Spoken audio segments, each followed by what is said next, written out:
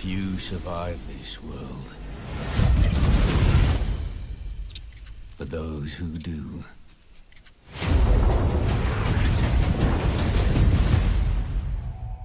awaken.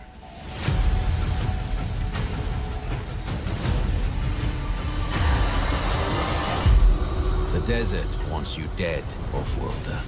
If the sands don't take you, the storms will swallow you whole.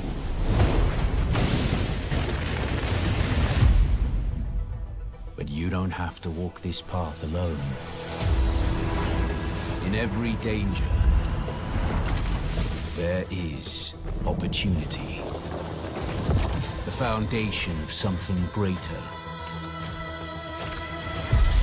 A power waiting to be harnessed. Desert power.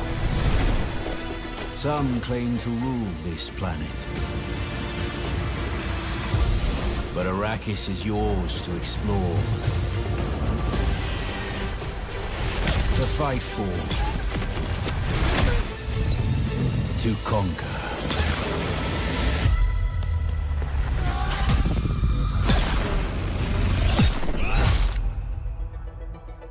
But there are forces beyond even your control.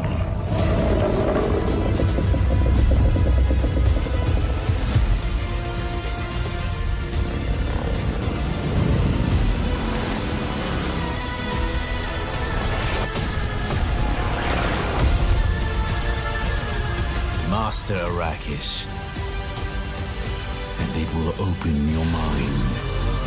This is your path to awakening.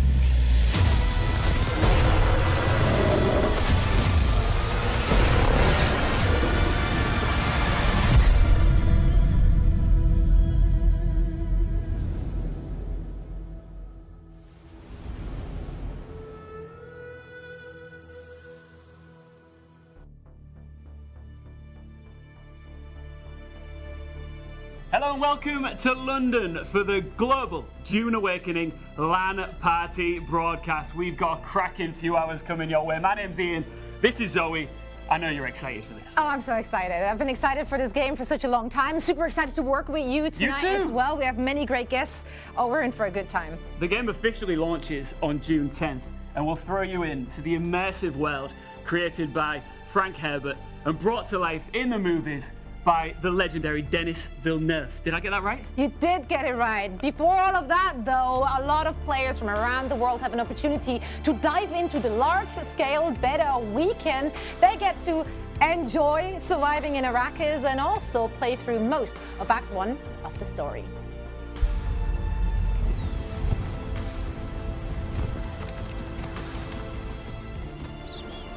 So then, you're not quite dead. Great plots are afoot in the Imperium. And the currents of intrigue run deeply. You will go to Arrakis as our agent. You have one task. Find the Fremen. Wake the sleeper.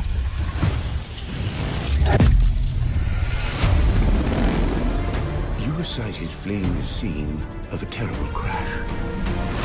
Who are you? You've heard the expression, the spice must flow. I am the man who ensures that it continues to do so.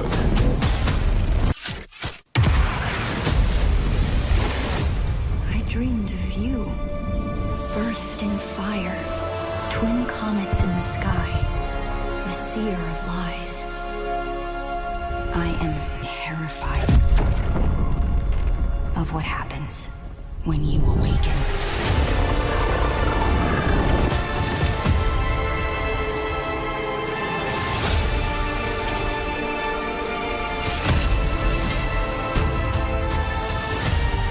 We've all lost our way.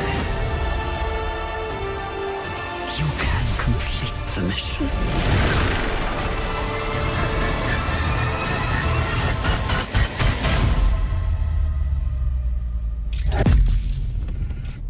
Every person carries their past with them. Who are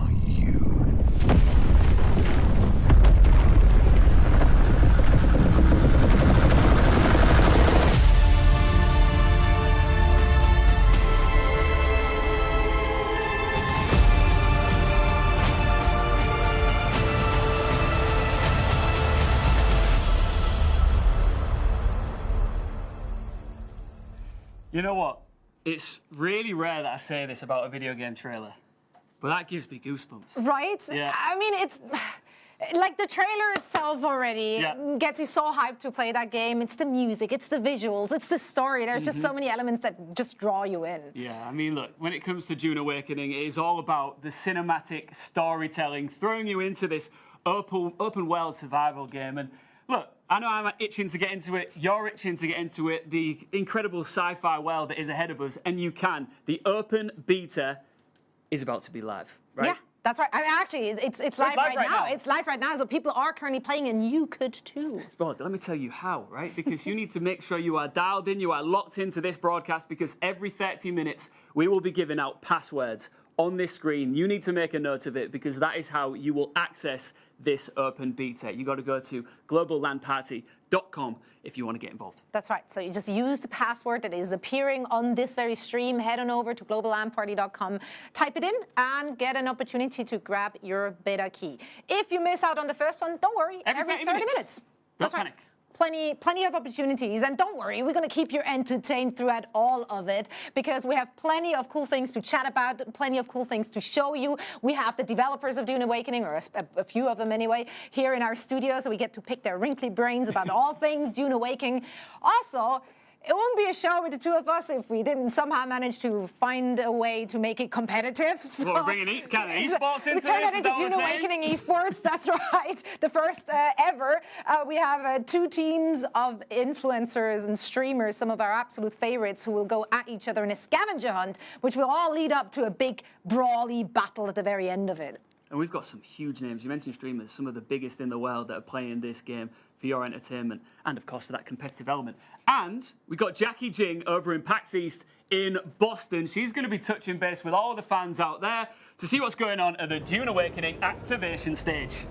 Welcome to PAX East in Boston. We will be here all day giving you a behind-the-scenes look at what is happening here at the Boston Convention Center, bringing you a little taste of the experience here at PAX East, and also giving you a sneak peek at the iconic and epic Dune Awakening activation. Obviously, one of the main attractions here at PAX East has to be our big and beautiful sandworm. I cannot wait to get a selfie with this guy later, but tons of people lining up, eager to get a photo with our beautiful star here at the booth. But it's absolutely electric here. You can see dozens of people are diving into Arrakis, and thousands are wandering around, many eager to get their hands on this highly anticipated game, getting a sneak peek at this massive multiplayer survival game, exploring Arrakis, building fortresses, ascending to power. But man, we have so much fun planned today. We got giveaways, we got cosplay, we have interviews. So we'll check in with you all later. Thank you very much, Jackie. We will see you later. We're going to be checking in with you throughout this show. And I did see a giant worm there. Yeah, that's that worm has traveled quite a distance, actually. I mean, that's what they do, right? But do. I believe that's the same one. Not to say they all look the same, but it could be the same one that we actually saw last year at Gamescom. I got to touch him. Yeah? Yeah. You're not too scared to go and touch it? No. I'm very brave. Yeah? Very brave out there. I did get in trouble with the security guard around the worm, but I did it. I did the thing. I got a selfie as well. So I can't wait to see Jackie's. I'll tell you what.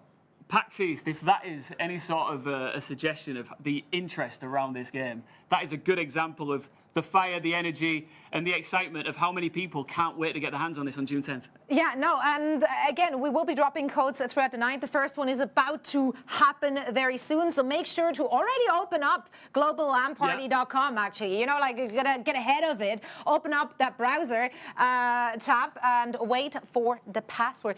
It's happening right now. The password It's for the about to drop. first chance for you to go onto that website, enter the password, and get the beta. There it is, right here, right now. Get that entered, get the open beta downloaded, and get into the world of this sci-fi masterpiece. That's right. Time is now. It is. 9 Shai Hulud. What a great first password we got for you there. Enter that on globallandparty.com and grab your beta key so you can get involved in all the action. And we already have our streamers being very involved, in fact, on Arrakis. Super involved, even more involved than we're allowed to be, and we'll get to that. But let's take a look at the scavenger hunt. This is the competitive element of the show that we've already alluded to. It is featuring some of your biggest and most favorite content creators. We will show them in a moment, but it's all about scoring. That's how it all starts out. We've got 10 creators into teams of 5. These 2 teams will be separated by a few kilometers of desert, gearing up for a competitive showdown at a mystery location on Arrakis. Yeah, and to get an advantage during that last showdown, they need to collect those points you're seeing on your screen right now, because there's different points available for each of these little challenges. Some are harder, obviously. They will be awarding more points, so you kind of have to really game plan this with your team, like what makes a lot of sense. Are you just going for the bigger numbers here?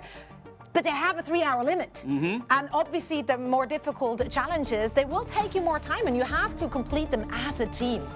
It's tough because I'd be tempted to go for some of those higher points, but with high risk becomes high reward. It depends if you want to take that different approach of just rattling through some of the lower score challenges.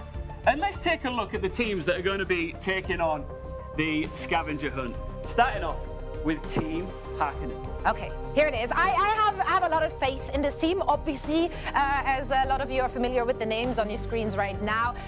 It's a pre-existing guild. That's right. They are very familiar with the MMORPG genre, so they know how to play together, how to work together, how to get an advantage in also a competitive environment. So they're very familiar with PvE and PvP content that could give them the edge. I saw Tyler one recently and he didn't have his head shaved. He looks like a different man. I'm looking forward to seeing what his haircut looks like here. Let's take a look at their opponents. It's Atreides. Yeah, I mean, some heavy hitters. They're obviously the cloud farming team, but they're all more or less variety streamers, right? So they might not be as good working as a team. Yeah. I feel like there might be some backstabbing here.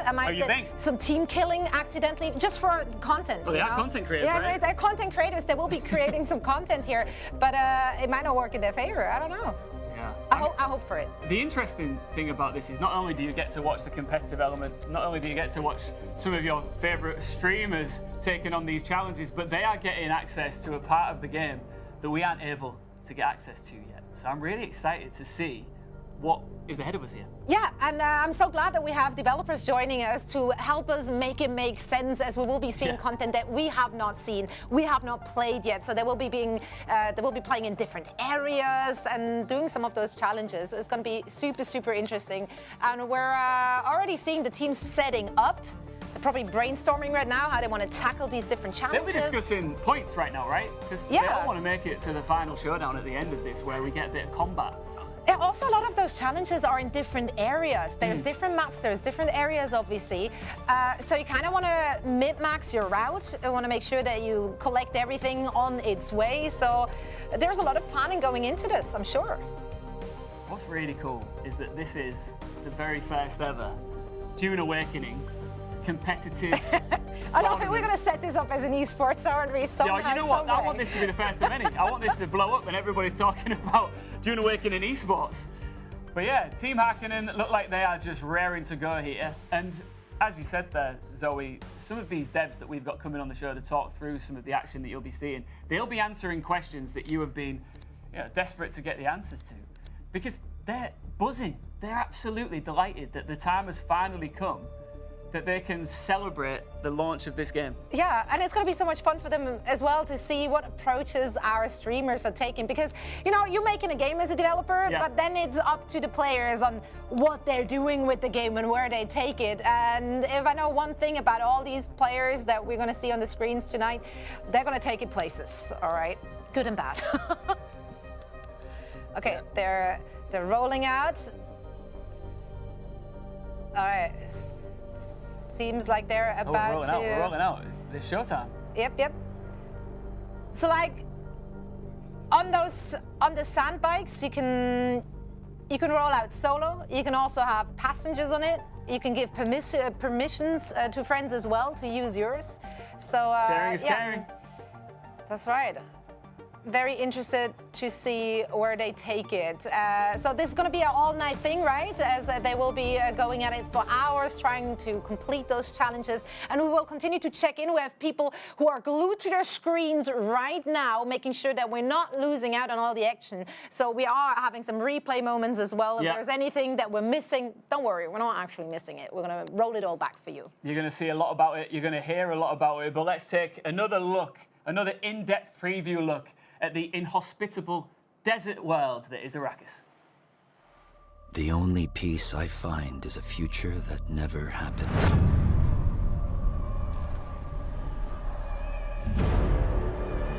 One where I, Paul Atreides, was never born. I created the future until it created me. But I see a narrow way, a path that might have been. What if my mother had obeyed her orders and given birth to a girl? Everything would change. Dr. Yue exposed before his betrayal. A world where my father lives. House Atreides surviving the Battle of Arrakis. Sardaukar deployed to protect the spice melange. A war of assassins spreading across the planet. Fremen exterminated. No Muad'Dib. No Lisan al-Gaib. No Kwisatz Haderach. All of my visions lead to horror. Except for this one. This one leads to you.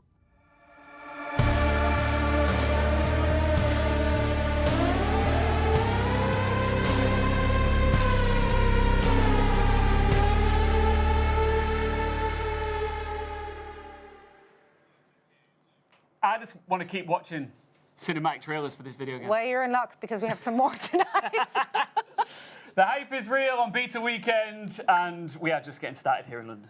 We are indeed. And of course, as we already announced, we will be having some guests throughout the night, starting with two very special ones from the Dune Awakening development team. We have Jeff Gagne, the world director, and we also have Ola Andreas Haley, lead producer. Thank you guys so much for taking the time to join us. Thank you for having us.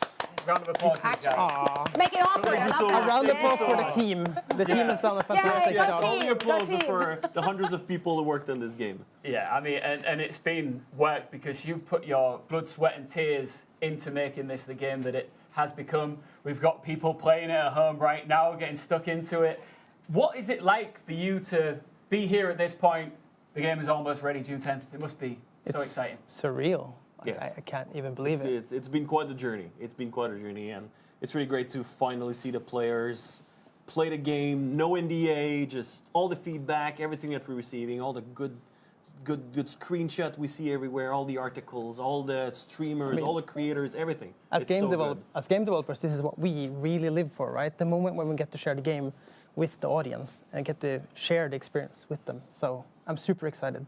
Well, as the men in the know, we are going to be asking you all the questions here tonight. So let's start off super basic. For anybody who might be tuning in who doesn't know much about the game, what is Dune Awakening, Jeff? I'm going to make it short. Dune Awakening is a survival at a massive scale. It's a survival game at a massive scale. That's as quick as it can do in the amazing Frank Herbert Dune universe. Exactly. And our game is a bit special. As we saw in the trailer, there's an alternative universe where you play the game. And in this universe, Lady Jessica didn't give birth to Paul Atreides. She gave birth to a girl. And that allows us as game developers to play around a lot with the framing of the game and to play with the universe, but still stay true to the canon of the game. So that's amazing. I do absolutely love that. And it has such strong Dune vibes. Like you're watching those trailers, you immediately are being taken to the books. You immediately are being taken to the movies. So being able to explore your own journey in that universe is just so exciting. Now, speaking of exploring journeys, we are in the beta now, so people can finally get their hands on what can they play through. Where are we at right now? So the game takes place in the first 20 hours of the game, or the beta, I mean, takes place in the first 20 hours of the game. So you'll get to play the character creator, I spent like 3 hours on that alone. Yeah, exactly. There's people who play 20 hours is like without thinking that people are going to play like 10 hours in just creating their characters, right? It's really amazing to see all the characters they're making. Like there's some really interesting, combinations of. Combination, that's a good word. Yeah. Because you can make it yourself, or you can just think completely. We've outside the box. we've seen wild things. Yeah, you can make yourself, but you can also make weird. Yes, the character creation is pretty extensive. But anyway. Yeah, no. So you after an hour or so, you get out of the character creator, and then you get to play the tutorial. You learn the ropes. Dune Awakening is a survival game, so you need to learn the crafting, just the survival mechanics of the game. And then you crash land into Arrakis, and this is where you start off your experience. And then you get to play the first 3 zones of the game: Haga Basin South, Vermilius Gap East, and West. So that's 20 hours of gameplay. Obviously, the game is much more than this. So for the people who get to play the beta and watch people playing the game and the beta, there's so much more to explore after that. So, I mean, June 10th and June 5th, I'm super excited to let people see the rest of it. And we see 20 hours because it's like, what we kind of like, the content that you have, right? But we have players in the beta who spent 200 hours in just the first region just building their base, right? So it's like, you can. And I bet as a developer, you love that. Right? Oh yeah, absolutely. Really It's also another thing. We see so many amazing bases. We had the live stream. I don't remember last week, the week before. The dev stream for the building. The dev stream for the building, and we've seen so many great bases, right? So yeah, you can do that also in the beta right now. You can just build if you want to. That's up to you. Yeah, I get sidetracked really easily, so like it's my downfall. Like I see something shiny in the distance, even though I'm like on my way to a quest, and then I'm like, ooh, what could that be? And then we've placed a couple of shiny things, Oh, you right? really did. Yes. You actually did. 6 hours later. Yeah, it's just one more thing. What happened? Let's talk about social hubs and the deep desert. How does it work? Okay. I mean, do you want to start? I mean, I can. Yes, there's 2 social hubs. There's one for Atreides, one for Harkonnen. We have Arrakis. People have seen it in the movies. It was really important for me as world director to have the palm trees, the palace and things. It's like really important. And there's Harko village. There's a thing that happened in the story. Carthage is not really there anymore. Something happened, and then the Harkonnen rebuilt a thing next to Neo Carthage. So there's 2 social hubs that you can visit too. Of course, not in the beta, but once you craft your first ornithopter, you can fly out of the Haga Basin map, the survival map that we call, and you can go to the social hubs. You can go to the deep desert also, which is this massive, open, really massive. It's 575 square kilometers, something like this. Right? 9 times it's the size 9 times the size of the map that the player play. But it's vastly open and empty, right? It's the deep desert. There's islands of rocks and things and POI, point of interest to find, but it's a lot of open sand. This is Arrakis, right? Is this where I would be meeting players from other servers? Yes. Essentially, that's where it all comes together, right? Yes, exactly, because we've seen the graphic here, so, I mean, you can probably talk about it a bit more. So, as a player, you join a world. A world has many Haga Basins map, and then you all kind of come to the same deep desert on that world, and that's where the deep desert is 90% deep PvP, and then it's like 10% of PvE at the bottom. And there's a lot of PvE content at the bottom that you can do as well. But that's where everyone comes together and kind of survive the harshest of the deserts. This is where like most of the spice operation happens, with the harvesters and transport topter and all the things, right? I just want to say that as we look at pictures here on the screen, that it's a marvelous, beautiful looking game, isn't it? Arrakis in there. Yeah, the world team and the artists, well, everyone. I just don't want to see the world team. Sorry, I'm the world director, so I always talk about the world team. Right? But everyone has done amazing work. This game looks gorgeous. It's great to traverse in, and you see the night in there. Sometimes you see the northern lights, and they're so beautiful. And there's a lot of beautiful things to see. And there are some more maps that we're not talking too much about, but there are some additional maps in addition to the ones we talked about that are Way to tease it. Love that. related to the story of the game. So there are some other things as well. I don't want to know more. But we won't talk about that. Nope. Or, You gotta. someone's going to be re-mad at us. We wouldn't want that. We wouldn't want Would you that. get eaten by a sandworm if you talk about that right now? Yeah, exactly. I don't know. Maybe. Yeah, they keep one at the Funcom office in Oslo. exactly. Just in case. It's like Anyone leaks. You said you touched it at Gamescom, the worm, right? True. So, same thing. So yeah, we don't want to. That worm. don't want to anger that one. That worm I is take that. terrifying. Speaking of angering things, you did say that most of the deep desert is PvP. If I want to avoid PvP, like can I get away with it? Can I technically play through most of the game without having to engage? Absolutely. You can. So Haga Basin, the map that is, there's 100 hours of content in there if you want to do pretty much everything, right? There's only PvP in specific areas, mainly the shipwrecks, except the first one that you have in the starter region, Haga Basin South. That's where the PvP happens, and there's a couple more little spots here and there. You don't have to go there if you don't want to. The resource and the unique schematics and things you can find there. You can find them somewhere else. And we haven't talked about it also, but there's the exchange in the social hub that you can go, the auction house, in the Dune universe.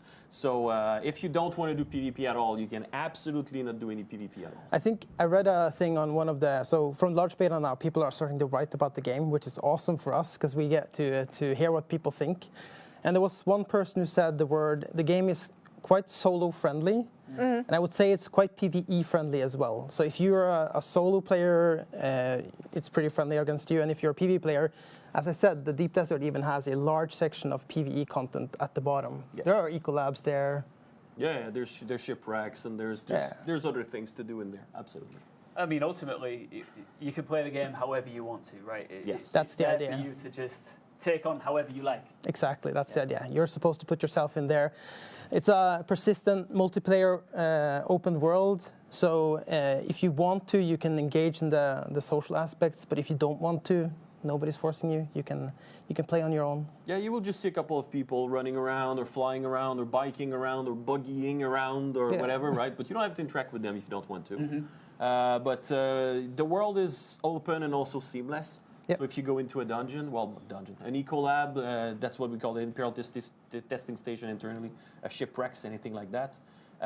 Maybe someone's going to tag along with you, and then you can just.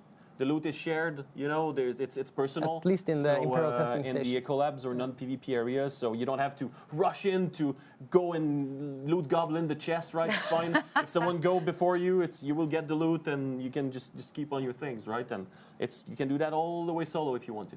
But it's also very much supporting group play as well. Oh, yeah, 100%. Absolutely, yes. So I guess we can touch on that because at its core, it's a survival game set in the Dune universe. But Funcom has a long history of large open world online games and MMOs. We're not an MMO game, but we are a survival game with MMO elements is how we kind of try and portray it. So you can form your guilds, you can have 32 players in a guild, you can group up in a party, you can see each other on the map on the party and kind of plan out together. Some of the journeys that you do, you can complete together. So we want it to be possible to play it as a social experience with up to, as many as you want. And even the Haga Basins that you have, you join, you can also go and visit other Haga Basins where you have friends, which is kind of nice because then it doesn't limit yourself to only that Haga Basin. And if you visit an Haga Basin, you also get to do everything you get to do on your home Haga Basin in that, except for one thing, and that's claim land, basically, put down your subfief. Your friends on that Haga Basin can add you as an co-owner or to the permission system on their base, so you can still have build if you want to, but that's the only limitation. And I can do missions and stuff with them, contracts, sure. like Yes. basically everything Absolutely. except from Absolutely. claiming land. Yes. Yes. All right. All right, I love It that. goes faster, right? It's a survival game. Yeah. There's a lot of resource collecting. It's like there's a thing, right? Everyone want to have their first ornithopter as fast as possible. They just want to fly, right? It takes quite some time to get an ornithopter. It's like 40 hours something if you don't know the game. 50 sometimes. There's some people in the beta who are saying like, oh, I've been playing for 100 hours. I'm not even close of having the ornithopter. Like we said, you play the game like you want, right?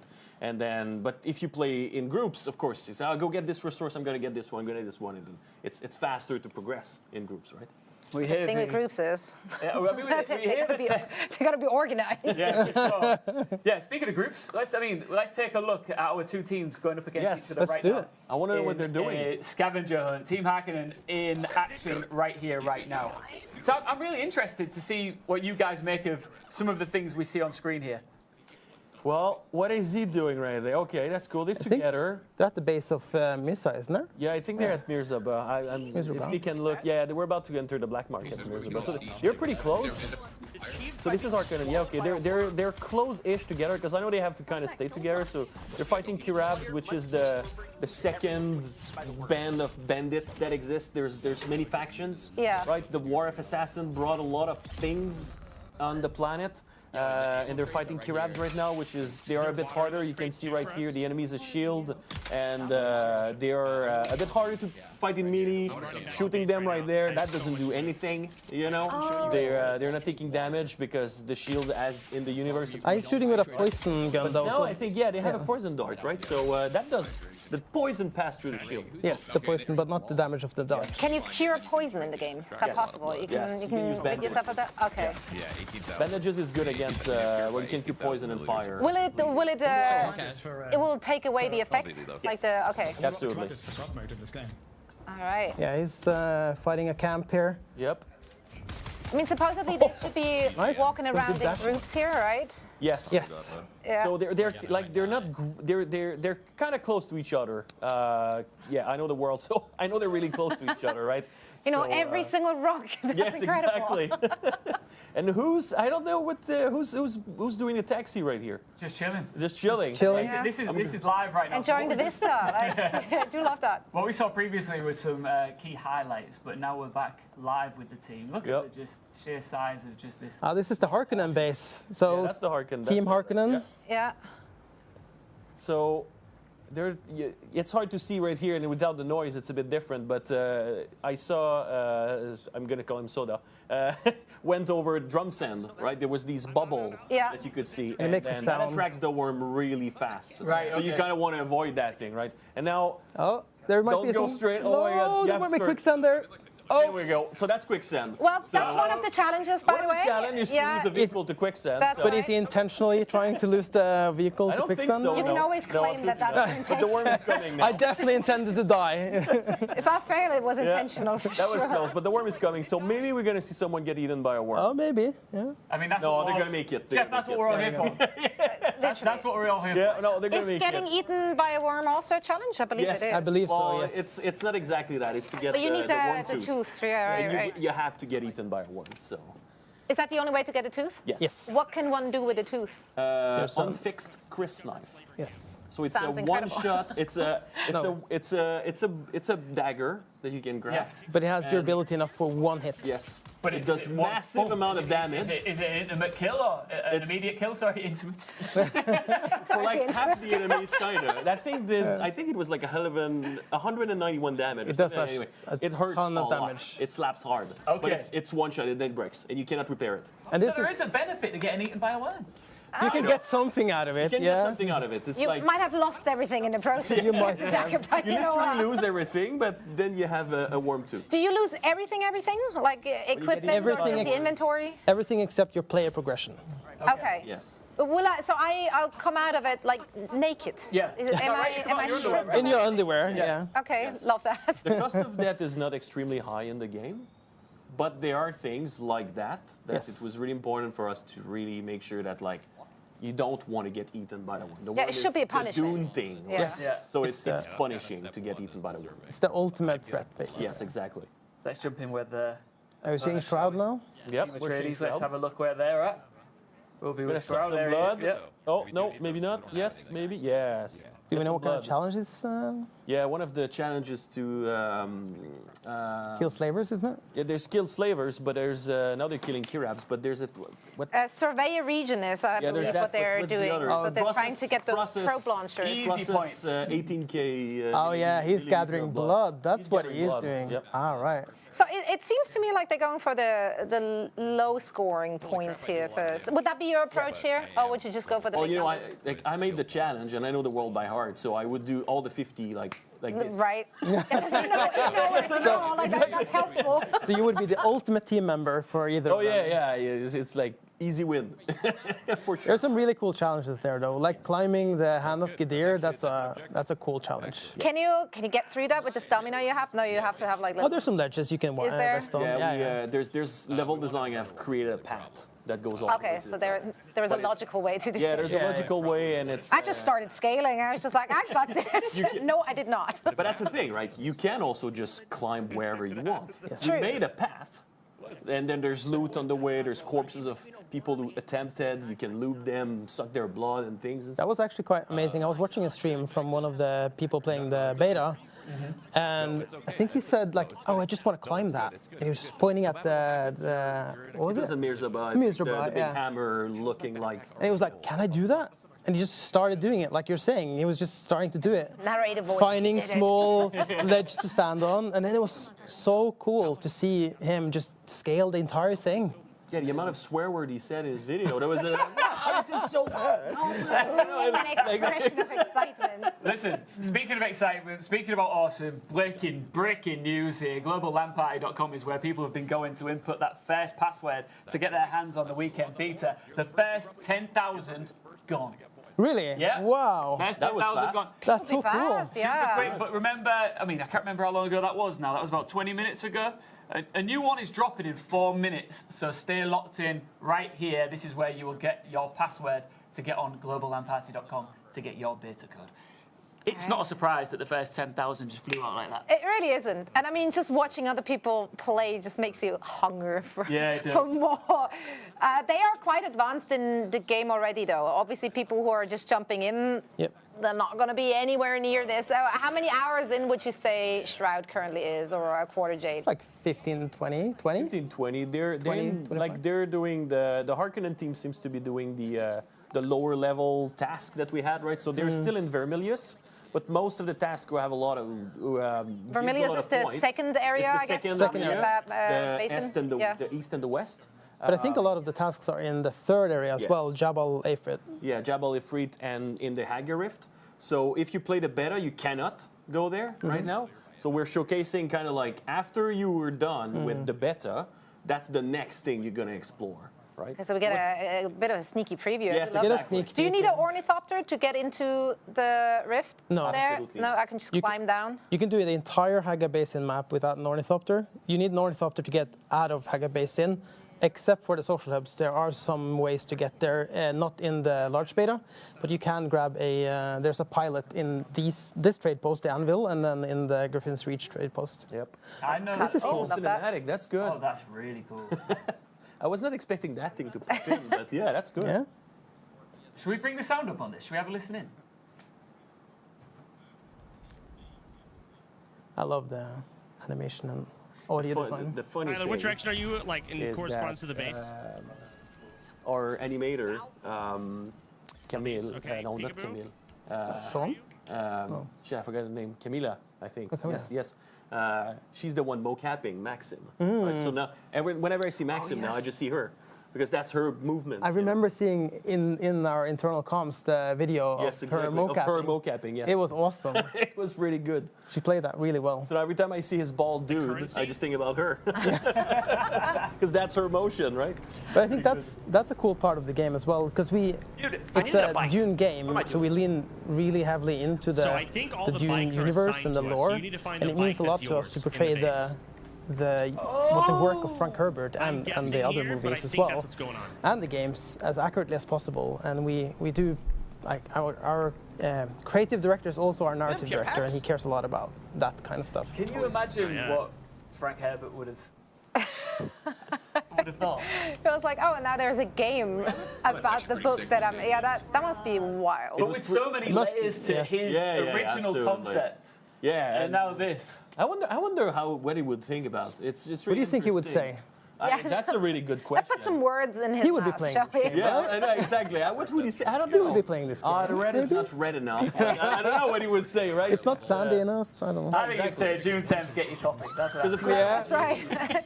You look at the movies, and it's like, Denis is. I'm from Quebec too, so it's really good. The movies are so amazing, but also it's like it was made for the movie, and we're making a game, so we crammed a lot of content in the map that you're like, well, if it was just an open desert, right? It's like so there's a lot of things, and there are lots of different biomes and things. So I don't know how Frank would think about it, really. They'd love it. I hope he would I hope be. so. Love it. Hope I he hope would so. like it. Absolutely. There's a lot of beloved characters, NPCs in the game as well, that if you Yes. are familiar with the books or the movies, you go like, that guy! Like, Exactly. It's really exciting to stumble upon them. There's a lot of, for people who are really into the lore, there's a lot of things, really small detail that you can see in the game and read about the lore, like even in item description, like that unique schematic of a knife that you found. It belonged to that guy, and that guy, if you know the books, you're like, oh shit, that's the son of the this and the this and the that, right? Because like Ole was saying, Joel, our creative director, is also narrative director. He knows everything about the universe, right? Yeah. And every little detail. So there's a lot of things, and when you go to testing station, there's audiobooks that you can listen to, and that's also a lot of lore, and there's a lot of things. He and the narrative team, I mean the entire team, really cares a lot about that. So there's so much narrative tidbits, and even if it's an alternative universe, we still have a lot of the familiar characters from the books and the movies that are in the game. So you will be able to meet them as well. And the good thing with the alternate universe is that, well, most of the people who die really quickly in the movies are alive. Are alive. It's a spoiler. We talked about it already. We said it so many times in the past, and all the Ask Me Anything. I was going to watch it tonight. Oh no! I mean, come on, man. That was my entire spoiler weekend. about the movie. Oh shit! Sorry. No, I think it's really important, and it must have been a tremendous task for you guys to have a tip of the hat and stay true to that lore of the books and the movies while also creating this alternate universe. Yeah. It must have been a really difficult balance to find, but then ultimately a rewarding one. We talk of this internally as well. It's kind of like a special once in a career type experience or opportunity, working on a game and an IP and a universe like this. I mean, this is it's a pretty special experience for the entire game, and we work on it for I don't know how many years now, a lot of years, and it feels really good to see it kind of all come together now and get the players to play it. There's obviously a lot of constraint, right? And there's a lot of players who probably will come into this game not knowing anything about Dune. For sure. You see an open world, I want to go play there, right? Yeah, that's a desert, right? There's a lot of sand. Yes, of course. That's you're an Arrakis, right? So there's not like forests and trees and jungles and things like that, right? In the world, right? So yeah, there was a lot of constraint, but that was also really good to give us a frame. Yeah. And the first design principle in the game from Joel, the creative director, was that you have to make your design fit Dune, not Dune fits your design. Yeah. So there's a lot of cool, crazy thing that we had to basically shelve or cut because it was just not Dune, right? So it's like, oh, that would be so good in the game. Oh no, we can't. It's not Dune. It's just we cannot do that. Okay, okay, let's find another thing, right? I mean, one of my favorite activities in the game, and I think it's one of the activities that they have? Like going out like just before the break of dawn to harvest dew, like using the dew reaper over the dew fields. It's such a serene, nice moment because you see like the break of dawn in the time of day, and it feels like you're at The peace. music kicks in, you know, Music the kicks little in. soothing. You're just walking the fields, gathering water. It just That's why the soundscape so comes nice. in for this. It's just like so an immersive experience. Guys, I could talk to you all night, and we will. We're going to have you back. But one of our teams, Team Atreides, has completed their first task, which is lose a vehicle to quicksand. They get 10 points I on the can't board. believe that's the first one. Well, that was a really easy task. You just need to know where the quicksand is. Yeah. Well, there it is. How does a player identify quicksand? There's like smoky, dusty particles above the sand, and then if you go on the map, if you survey the region or you discover the region, there's also markings on the map for it. So you can see that, and if you're above, the color of the sand is different. Yeah, also. a little bit.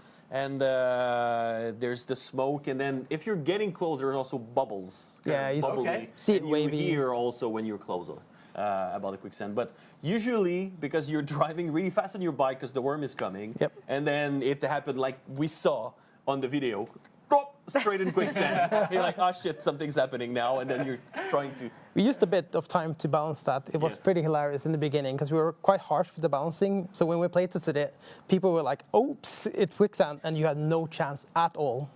This is a really random question. I bet no one's ever asked you. Can you make a klaxon sound?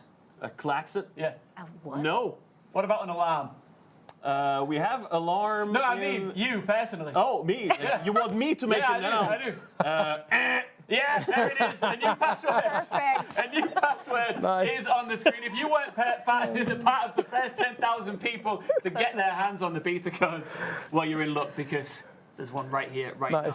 So get over to globallandparty.com and get yourself downloading that beta. Wait, there it is. Oh, it's gone. It's gone. It's gone already, but it was Muad'Dib, but we spelled it really funky. So, scroll back wherever you are. But I hope that some more lucky viewers are copying that key. Now it's time for us to send it back over to Boston to see what Jackie's up to. Okay, I just found Hip Hop Gamer. We go way back. I'm so excited to find you. But most importantly, you just finished playing Dune Awakening, so initial thoughts. Yo, so I'm gonna tell you right now, before I even talk about Dune, when you talk about a championship title, you gotta bring the championship belt with you. You know what I'm saying? Okay. You already know how it goes down. So the first thing that I would say is I actually played this at CES as well. Oh, cool. So when I first got a chance to play it there, I was like, yo, this joint feel like it's already ready to be released. Like it was that good performance-wise, right? It was dope. So when I found out I was gonna be here, I had to come back. So that should let you know how I felt about the game, the fact that I went to Vegas and to Boston to play it. I love crazy. You were chomping at the bit to play it again. So was there anything that stood out to you this second time playing? Yeah, so how open the world is. So the first time I played it, we got a chance to play it a little bit, but it was in a more like closed area. This one, we got a chance to see like more how vast the world is. So it's one thing to talk about it and you hear the promos, but when you play it, that joint is different. Like you feel small in the world, and it's crazy because there's so much to do in it. And I love getting the headshots. It's crazy. Crazy. So what did you love about Arrakis then, exploring the open world? All right, so here's what I love. You got a lot of different weapons. So the cool thing about it, and I was also talking to some of the developers, is it's all based on your playstyle will change the nature of how the game comes to you. And that right there, it's not like a game where you just get a weapon, run around and shoot and get a kill. You literally have to pick according to your play style, and the game adjusts to how you come at it. That right there blew me away, especially in such an open world experience of a game. That was surprising to me. Okay, so you're digging the gameplay. Yeah. What were you thinking about the visuals? Obviously, like, we're really pushing the storytelling here. So. Yo, the graphics is clean. What are you talking about, son? So first of all, not only is the graphics like clean and stuff like that, I love how easy it was to set up. So I want y'all to understand something. We're at a big event. You know, internet connections could be crazy. We got on the server. Everything was fine. It worked smooth. It was great. And we was able to play together. That right there is important because you want to be able to get in and get it on. You know what I'm saying?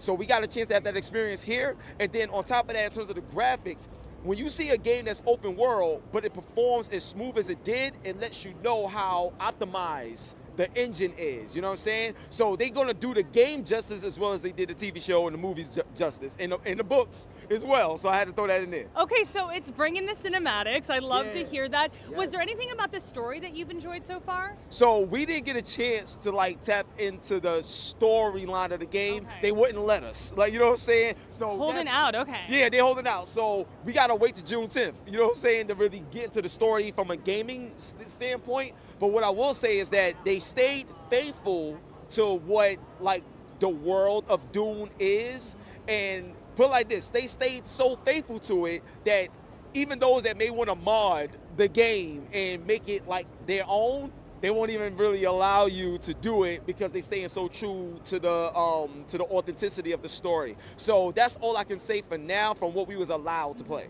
Okay, and then I guess my last question for you would be, what would you tell people watching at home? Why do they need to play Dune Awakening?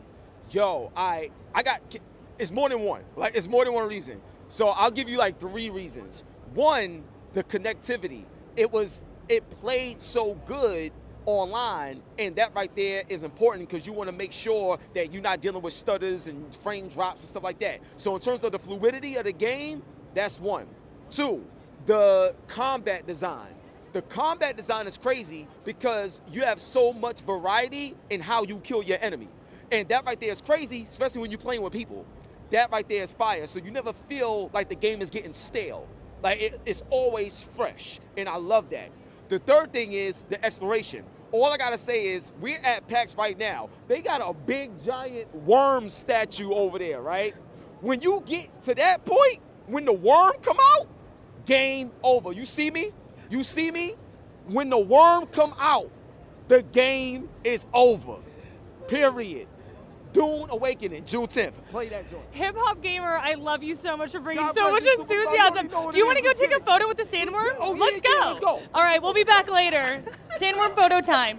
I love him. Hip Hop Gamer just moved 1 million pre-orders Jeez, in a couple of minutes there. that was amazing. Wow. He was That right amazing. about everything. The graphics is clean. I got hype about the game. I got, That was so good. where's my beta key? Actually. Give this man a job. Yeah, for sure. Yeah, I'm sure that's not the last we heard of Wow. Hip Hop Gamer. He's got another fan right here as well. And there. And there. I'm a fan. Damn. Oh yeah, that was amazing. When the worm comes out, Wow. Game over. Well, it's not love game it. over for us just now because our rotating evening has only just started. That's Game right, that's over. right. That guy is my hero now. He's so, wow. I love him.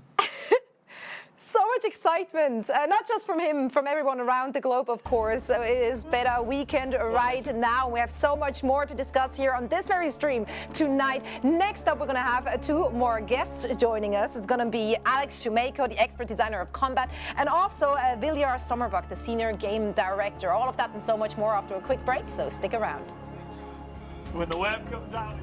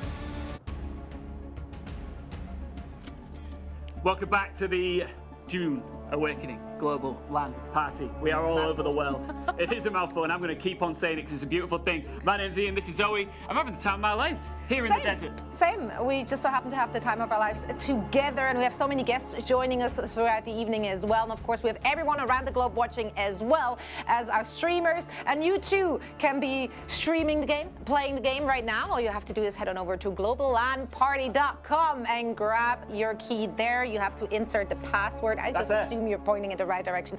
Muad'Dib is the password you're using right now. Get on the game. That's right. Now. Get on with it.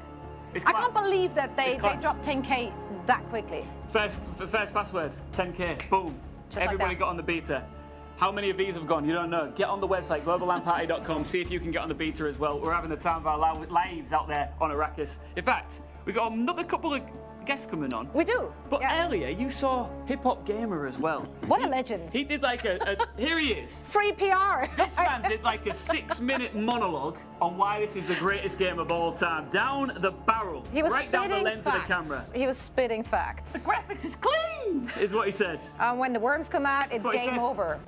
It's game over. When the worms come out, it's game over. It's game over, right? And you know where the worms are. They're in the desert. Let's take another look at it, shall we?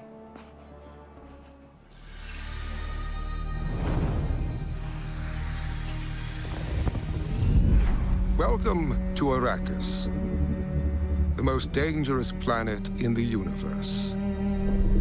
Dune Awakening is a multiplayer survival game on a massive scale, where the open, ever-changing world ensures exploration remains a vital activity. Join us as we traverse the breathtaking landscapes and uncover what the sands have hidden. Follow in the footsteps of the native Fremen and learn to overcome the deadly environment. Collect materials to craft a shelter, still suit, and your first vehicle, then venture into the desert. With a scanning module installed, you can scan for resources in smaller areas, or climb the highest peaks to launch a survey probe, revealing large swaths of terrain and important locations like shipwrecks or abandoned Imperial testing stations. Traverse difficult terrain with tools like the Shigawire Claw and Suspensor Belt, and claim powerful tech and gear. Expand your fleet of vehicles and upgrade them with new modules to suit your playstyle. From the cockpit of the iconic Ornithopter, even the most remote expanses of Arrakis are within your reach. In the deep desert, massive Coriolis storms regularly sweep across the land with monstrous power, changing the entire map every week. As new resources and secrets are revealed, the race to survey the vast new landscape begins anew. Be the first to mark the location of precious resources, and give the map to your allies, or sell it to other players on the exchange. Here, there are no paths to tread, only power to claim. This is infinite exploration. This is Arrakis.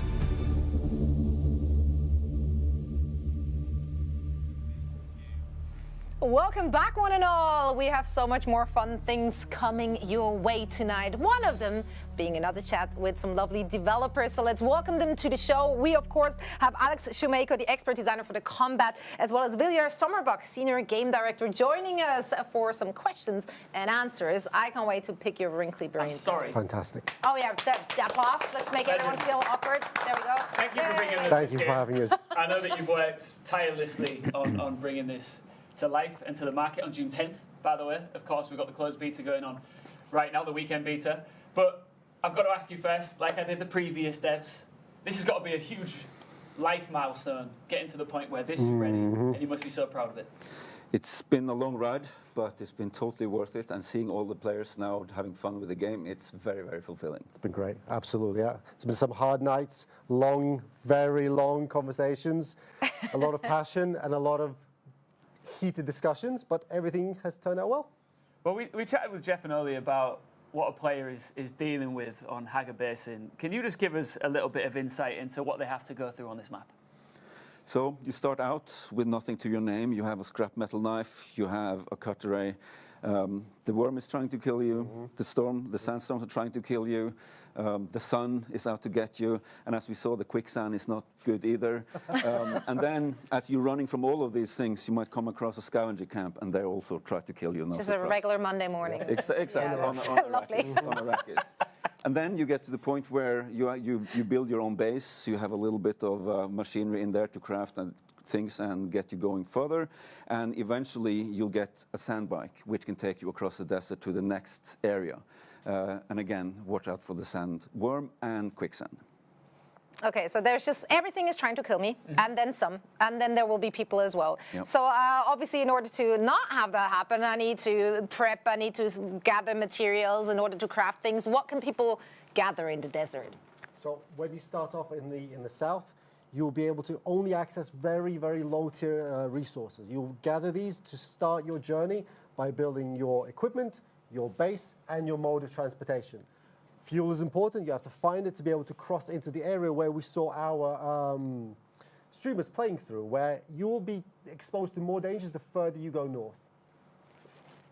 I feel like water's really important, right? Right, very. Hence why I just want to stay hydrated. Yes. That's right. It is very important, though, isn't it, in the game? It's critical, and it never goes away. Like there are tiers where you think you're on top of things, and then you need to actually start using water into the stuff that you craft and you build, and then later on in the game, you'll be needing industrial levels of water because they are like your whole base. It's a huge machinery that you have to keep alive with building, with crafting and building and everything. For the moment to moment as well, you have to fuel your character because water is a key resource for your ability to fight, defend, and evade enemies. As we saw some of the players play through, whenever you dash, you use stamina. The more water, the greater your hydration, the higher your maximum amount of stamina is. So you can control your space better by avoiding dangers. And you dehydrate when you're out in the open desert in the sun, I assume, right? Very yeah. okay. Like we saw the bar move up and down a couple of times where the players were in the open. They seek cover to push that back down again before they can proceed with exploring. If you spend too much time in the open, you will dehydrate, your water will go down, and you'll be simply less efficient. You've got to be on it, haven't you? You can't take your eye off the ball. You've got to be watching. Just like real life, mate. Just like real life. It's got and to I stay struggle hydrated. with feeding myself and drinking water. So I don't know how I do it in the world of Dune. But you think about your health, you think about your stamina, your water, and you talk about survival, you talk about building. Another key element of this game is combat. You're going to get into fights. Yes. Talk us through how it fits in. So we have taken inspiration from many genres, but we are no single one genre. We have very many elements. We have shooting, melee combat, ability combat, and even vehicular combat. Vehicular combat comes on significantly in the later portions of the game. As players come online in the early parts of the game, they will use their melee, they'll use their range tools and abilities to overcome challenges, like we're seeing on the screen here. We see our characters shoot their way through glory. As players progress further and further as well, they'll encounter shielded characters that must be specifically managed with in a very, very authentic way. Only the slow blade penetrates the shields. However, that is not the only tool. We have abilities to overpower them, and we also have a few unique items that are Dune unique to pass through shields, like the, what's the name? Drill shot. Oh, the drill shot, yeah. Drill shot. Drill shot, and also poison goes through shields, and we have the disruptor, which is effective at actually taking down the shields as well. So there's a lot of things to consider in like things that counter each other. The combat generally, as someone who's been she's been eaten by a worm, right? Yeah. Okay. Undressed first, as to not lose any equipment. Very smart. And there they come. No, not again. Guys, she's gonna get you alive in her undies. That's out of order. Risking it all right now. I mean, well, that's one checked off the list, and now she's gonna walk away with a beautiful warm tooth. Yep. As a reward for her efforts. Is that an effort? I don't know. Well, that was one of the boxes. Exactly. But just to run it back briefly to the combat conversation, because we were chatting a little bit earlier on about it, weren't we?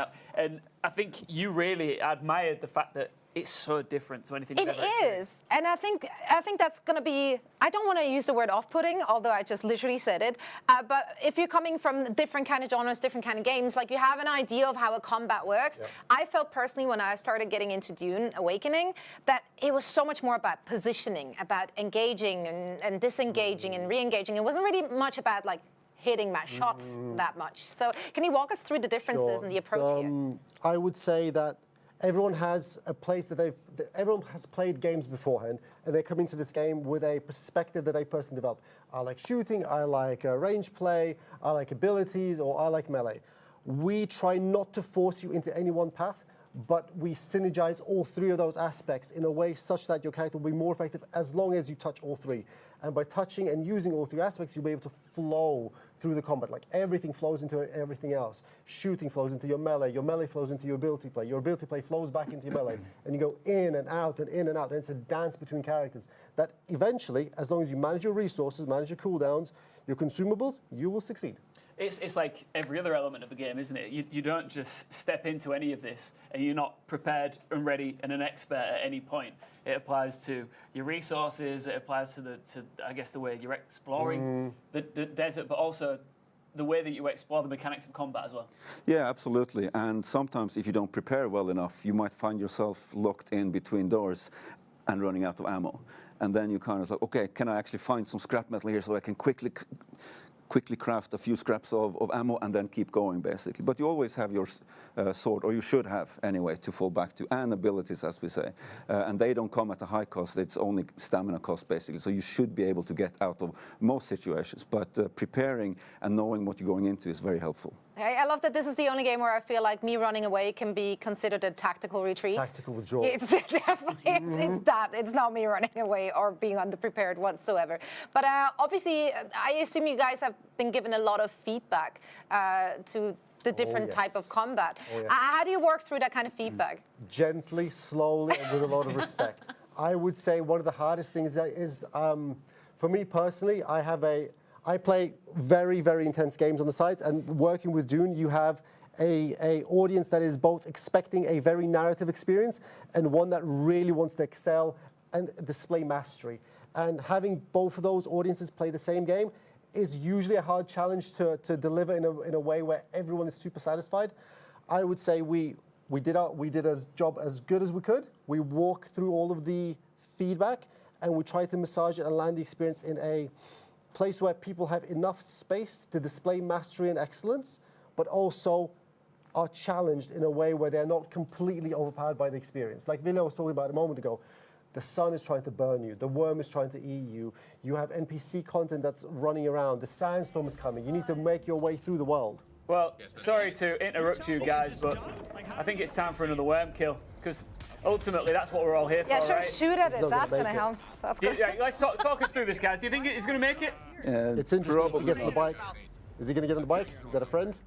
Maybe.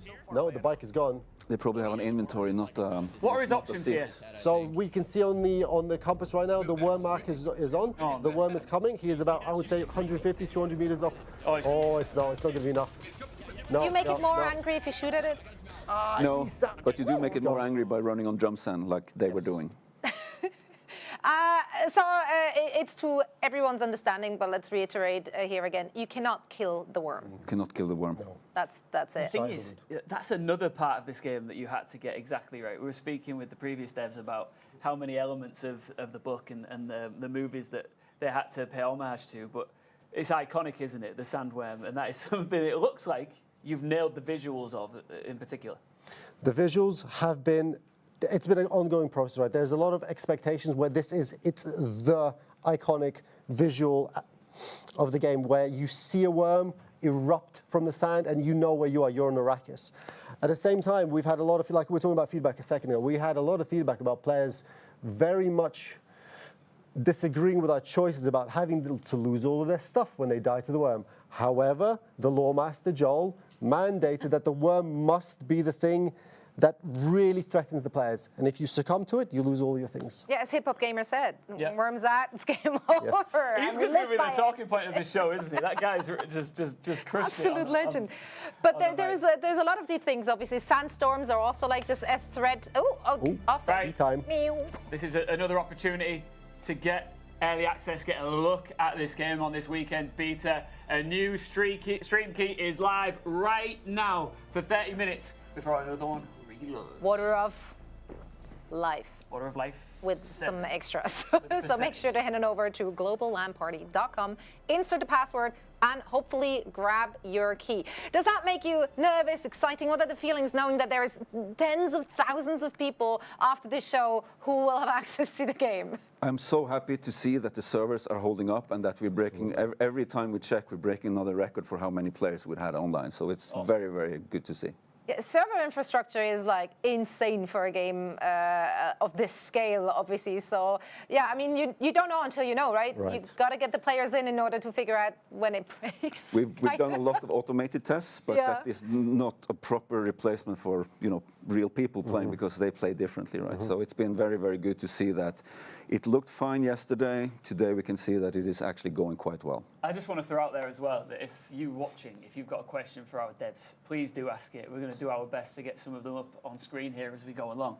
But I just want to revert back again to the survival element of this game, which is pretty much the element that makes this thing tick. And we were chatting just before we came out here about how brutal this game is.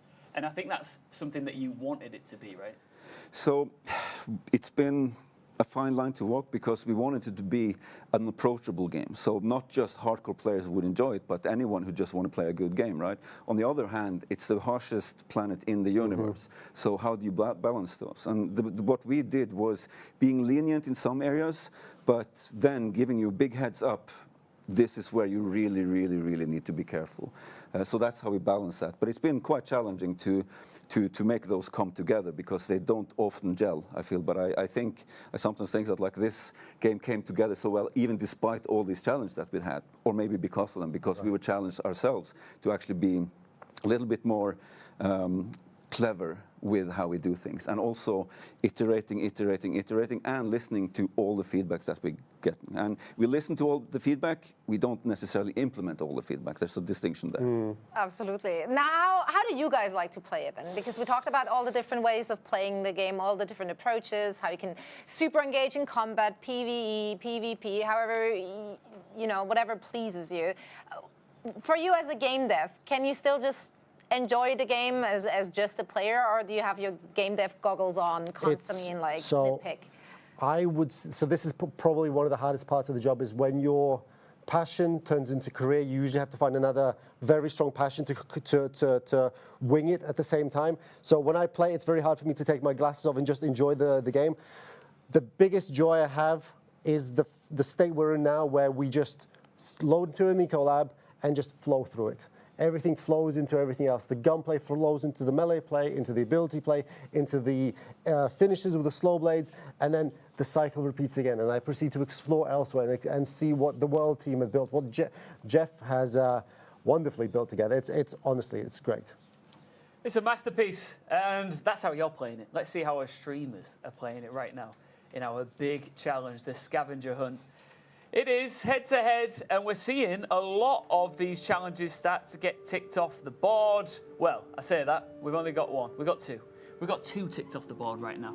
Survey a region and lose a vehicle to quicksand. So we're looking at 25 points so far, Zoe. That's for Team Atreides, right? Yeah. So that's just Team Atreides. I have faith that Team Harkonnen has more. And I am wrong, as per usual. I'm disappointed, not angry, just disappointed. If you guys were to be given this challenge of a scavenger hunt, what would your approach be?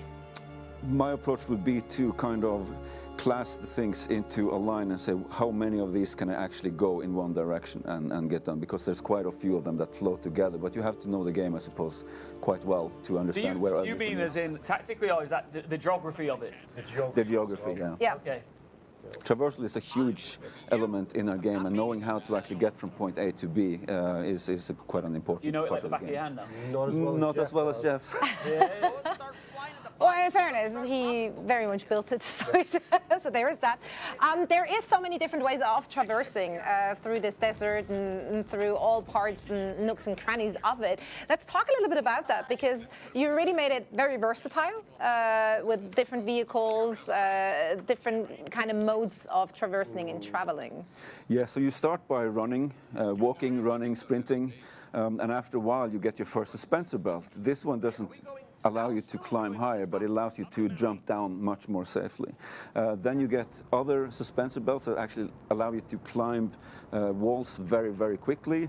And then later you get your sand bike, which allows you to travel on land much more quickly.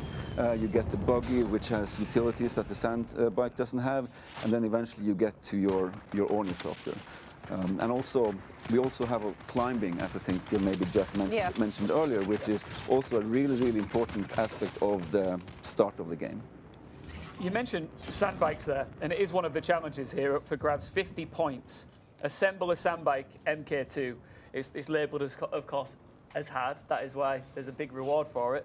Can be difficult. Need mats is the note that I've had here. Why is it so tough to make one of these? You just have to harvest a lot of iron and then take it back to your base and refine it and then craft individual pieces. The challenge here as well is that if you're not very familiar with the space, if you've not been playing for a long time, you don't know the optimal paths to take to maximize your time out. So, for example, if you do a clockwise rotation around the Red Desert, you might not get as much as if you decide to snake your way through, or depending on what the players did here in this case. I mean, a lot of players have been playing for quite some hours already. How many hours roughly does it take to get to your first sand bike? I can do it in 5 hours, but I'm not the fastest player because I do a lot of different things. But it used to take me probably 15 hours because, you learn the game. So there's a real sense of reward when you finally get to that sand bike. And obviously it's a game changer since you're much faster. It's actually a very important point because we didn't want to give you the sand bike immediately because you need that little grit in the survival game machine so that you feel that you earned it and then the world opens up. So basically in the beginning you're kind of running around your neighborhood. You get your sand bike, you're bicycling over to the next area, and then you get your ornithopter. That when you learn to drive really like in real life where you can, well, I can go anywhere now. And so you drive an ornithopter at home? Okay. Obviously. No, I get it. It's like the early stages of life, but I guess you just got to keep plugging away at it to get the rewards that come with it. You mentioned earlier on about how you enjoy the feedback. We've got some questions coming in for you guys from you watching at home. Let's start with the first one. This is from Wolf King. Is this going to be coming to PS5 when it launches on PC on June 10th? It will not be playable on PlayStation when we launch it on PC. That will happen later. Okay. So but it is coming. We are going to. It is coming. It is coming. A little birdie told me that it might be at the back end of next year. This is true. Yep. Yeah. Rumors. All right. Word on the street is that that's happening. Now, Fed Donovan is asking if the beta characters transfer to full launch. Indeed they do. You can create your character on the character creator that we distributed, and then you can import that character into the game when you start. So if you spend 10 hours creating your perfect character, you don't have to spend those hours when you start the game. Is that just for the visuals, though? I assume the progress and everything will be wiped. Yeah. Okay. Progress in the game will be wiped from the beta, but the character creator, you will have the planet you came from, the class or the archetype that you chose, and obviously the looks. Okay, so I can save that 3-hour character creation. When do you ever get the chance to ask devs of a video game questions live? Keep them coming in. But for right now, let's go over to Atreides and talk about combat. We're seeing it right live in front of us. Talk us through some of the action we're seeing on screen. Absolutely. So here we see one of the iconic elements of Dune, which is the Holtzman shields. Holtzman shields are the perfect barrier. You have to perform very specific actions to overcome them. In this case, we're seeing a player try to... Knee charge. Oof, he failed to dodge and proceeded to get kneed to the face. He's done so. Is he going to stand up again? Oh, nope. No. Oh, he's still got some life left in him. He needs to get some distance and either counter parry or use his abilities to control the shield and you of the saw opponent. that they ran out of stamina as well, so they didn't have any more chances to dodge in this case. Oh, we switched. Okay, no worries. The interactions with the shields require you to find the correct counter to them, either by slow blade penetrating through them or using specialist actions like your abilities or specialist tools like the drill shot or disruptor. I can send some command on. See where you see our players here with shields working their way through. Let's see what will happen. That's a parry, follow through. Boom. Oof, nice. Can you walk us a little bit through the slow blade there? Absolutely. That's a very important mechanic, obviously. The slow blade in the version that's here, because there's stuff that we reacted to from the player feedback that we'll tease about maybe in a few moments. In the version that we're seeing on screen, players must disable the opponent to be able to push through their shield. Here, we did not disable the opponent correctly. Let's hide and disable. One. Oh, this is unshielded. Whenever a character chooses to shoot out of a shield, the shield will go down. You risk yourself by being able to send bullets out of from your character. This is actually one of the most challenging elements to nail in a game that has both melee and shooting, because it is a seesaw that is never perfectly balanceable. And the shield and the narrative that it provides is almost the ideal solve for this dynamic, where we have shields allow players to engage with each other at melee and at range, but also not instantly evaporate because the time to kill is very, very high. Or sorry, excuse me, the time to kill is very, very low, so you die very quickly. It gives people the ability to react to situations that would normally would not be as engaging or as fun to be in. If you're not a patient fighter when it comes to combat, Are you referring to yourself? Asking for a friend situation. So can you still do well? Or? I think this is the perfect game for that, actually, because the number of actions that you do second to second is higher than in many games, because as we said, there's melee, there's range, there's ability, and you're actually expected to use all of them in combination. And fighting against one enemy, fine. Fighting against two, okay, gets a little harder. Fighting against three enemies, you might consider bravely running away, as you touched upon earlier. It's a tactical decision. Yeah, exactly. Stating that again. But, so that sounds like there is quite a learning arc then for the player, right? Because they have to understand how the different ways of combat interact, and they also need to understand what the enemy can do in terms of their abilities, their weaponry, their shields. By playing and observing, players will learn the dynamics that they need to not adhere to, but to navigate between. For example, if you really want to play a ranged specialist, you can, but it means that your customization and your equipment is very much geared to that one thing. Where if you activate all of your buttons in the correct order, and if you have all of your progression set correctly, you can deal with most shielded characters. But it will be at the detriment of someone choosing to find you melee. And it is important to note as well that you can play the Dune fantasies of the archetypes that we have, like the Swordmaster, the Bene Gesserit, and things like that. So we're not demanding that you play in a certain way, but to me at least, I think the optimal way is to be very, very flexible in the abilities you choose, and going back and forth between this is range, this is close range, and then running away, coming back, using abilities to actually make sure that you only fight 1, 2, max 3 enemies at a time, and then as you take care of them, the rest come into play. Let's see some more combat. I think we might have some more lined up here that we can talk through. See what happens. They're going to try to descend from above. It's a shooter. Someone hitting you right, we love that. Yep. Let's find them out then. These look like unshielded characters so far. Is that you mean? One, nice. two, We're all oh. here. We made. Wait, no. That's a lot of people. That's one shielded characters. Are these players fighting each other? Or are these NPCs? No, right, so here we go. So try and push through the shield. He landed a Bene Gesserit ability, and they controlled the target to down them. Yep. Beautiful. Then let's take a look at the other team who are taking over a camp here. Lovely work, pushing through the shield. Oh, no, too much. Good dodge, though. Yeah, that was nice.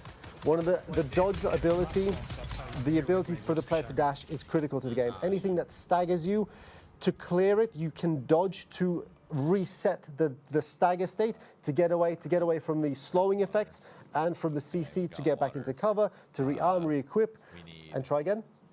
And we chatted a little bit before the stream. You said you kind of reworked the stamina part. Can you maybe walk us through that one again? Would you like to take this? I can speak a little bit about it. So basically, we've looked for ways to balance things to have more of a resource management in combat. So we've gradually increased the importance of stamina, how that works into the game. We are doing a pretty big push going forward where it will become even more important. And as you said, how do people learn? That has been a challenge for us to make sure that we've known for a while that this plays quite well, but it's been difficult for us to convey that to players and have them understand it. Basically. People have previous expectations of I play shooter game, therefore this plays like this, so I expect this. But it's people forcing their perspectives on the game when it allows you to flow in multiple different ways around the content. And on that, the changes that we're doing now will make it much more easy for you to understand that this isn't the most effective way of playing, basically. I'm not going to go into detail about that, but I'm very, very happy with the work that's being done right now, too. So there's still, despite us being not even at the launch yet, there's more to come. It's a month away. A month is a lot of time to make some changes. Oh, of course, of course. These changes are not on the persistent beta, which is not what we're seeing here, but they will be going there eventually. And I think people will be very, very engaged with seeing what we do. Very good. Right, guys. I could talk to you again. And do you know what? I think we should. What do you think? Should we bring them let's back? keep them. Let's keep them. You'll keep them? I close the doors. We just keep them in here. You just stay trapped in the desert. It's fine. These guys will be back. They've got all the answers to your big game questions and, of course, all of your combat insight as well. Thank you so much. We'll have you right back on these chairs very soon. And then we'll be hearing from our other two devs in a little while, plus Jackie G back over at PAX East in Boston. See you soon.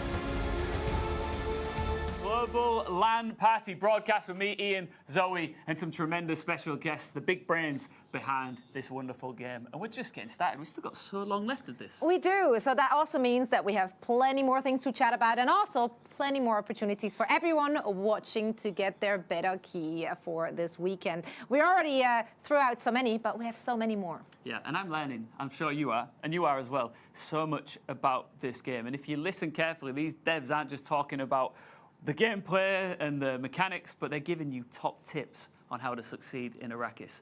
Right now, though, we're going to cross back over to Boston at PAX East with Jackie G. And we are back here at PAX East, and look who I found. The developer. Is that too much of an intro? You're Finn? overselling it a little bit. Overselling it a little What was it? It was developer QA, right? Dev QA, yeah. QA. Dev QA. Okay, for everyone watching at home, what does that mean? And it's not the developer 3 times repeated? That's not on your business card? No, it would be nice though. We test the game. We test what developers build. We test content. We test code. More importantly, we make sure that the final product that gets into players' hands is as good a product and, more importantly, as fun a product as possible. That's kind of our job as the last line of defense, to get a good product out there. So what I'm getting is a lot of blood, sweat, and tears have gone into Dune Awakening. A lot of years, a lot of tears. Short and sweet, but like I totally felt all the energy on that one. But everyone is absolutely loving the game, and what I thought was really cool is you kind of have a history with Dune, right? Absolutely. Actually, Dune 2000 was one of the first games I ever played as a child. It was an RTS, a real-time strategy game set in the world of Dune, and I fell in love with the world of Dune as a child right there. Then I watched the David Lynch movie, probably too young, but regardless, it sank in. And the universe is, it's an incredible universe to explore, worlds and worlds. So this is low-key kind of like a dream job then. Yeah, absolutely. I think anyone who gets a chance to work in the industry has definitely reached some level of dream job. Aww, the little you is like, oh my gosh, for real, you're working on Dune Awakening? That is pretty cool. Yeah. He's only slightly less nerdy than I am, probably. So I do want to ask you a little bit about, the process that went into this game. And do you have a favorite memory that just kind of resonates with you and you're just like, oh man, that was a good one? Actually, yeah. This here. It's incredibly humbling to see all of the work and all of the effort that all of the wonderful developers, developers put into this. 3 times. Have, seeing all of it validated, the fun that everyone's having. The fun that everyone's having. Did you almost hit someone? Yeah. There's Not so for many the first people. time, definitely won't be the last. I'm gonna crawl into a hole and die after this. No, stop! You're doing fantastic. but- This interview is great. Everyone's having such a great time with the game. The way everyone's having fun and telling us what an awesome game it is, it really turns those tears into tears of joy. Everyone's having a great time, and it really feels good to see people enjoying the game so much. Finn, I want you to just turn around and look behind you, and we have dozens of people in this queue. They cannot wait to get their hands on Dune Awakening. How does that feel? Incredible. I can see you getting emotional, and I was talking earlier with Kevin. Yeah, we're crying here, we're crying. But truly, so much has gone into this game. Is there anything you want to tell people watching at home why they need to play Dune Awakening? Why not? Dune is, like I said, worlds on worlds. There's so much to explore in Dune. Dune Awakening is a large-scale MMO with so much to offer.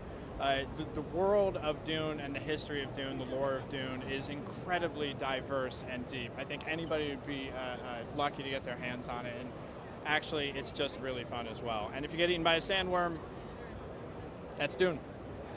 Talking about sandworms, have you gotten a selfie with our sandworm? Shalud? Yeah, for sure. I was going to ask you to take a selfie with me, but you already took one without me. We can do 2. It's fine. Okay, let's go do 2. We'll be back. Wait, what is his name? What is his name? Hey, you know what? That is a solid dev with a solid mustache. And don't worry about the tears, because you can recycle that in the desert and drink it. Yeah, don't lose the tears. It's actually a very valuable source of hydration. That's Yeah, why we it wear them suits, right? But I love seeing the passion of the game developers around. They're currently around the world. They're in PAX East. We have some here. Obviously, there's a lot in the Funcom studio as well, celebrating this milestone for them. And people around the globe are celebrating with them. Yeah, this is the Dune Awakening Global LAN Party broadcast. And we've got live LAN parties all over the world. Of course, we've got Jackie in Boston, but just some of the big cities and big countries all over the world that are enjoying Dune Awakening. Truly global stuff, Zoe. It really is, and it's so great because there's so many different whys, right? People are coming from all walks of life to come together and enjoying this game. Some of them might not be familiar with the source material. Others are hardcore, diehard fans of Dune and the Dune universe. So there are so many reasons for so many different people to love this game. You're right, because it's such a huge franchise. So you've got those hardcore mega fanatics like myself, like us, that love the franchise, but then somebody else is just like, you know what, I want to jump into this huge open world survival game and see what it has in store. So a real mixed bag of gameplay going on right now. It does indeed. And we have some more visuals for you. This one is about how you're building your little piece on Arrakis.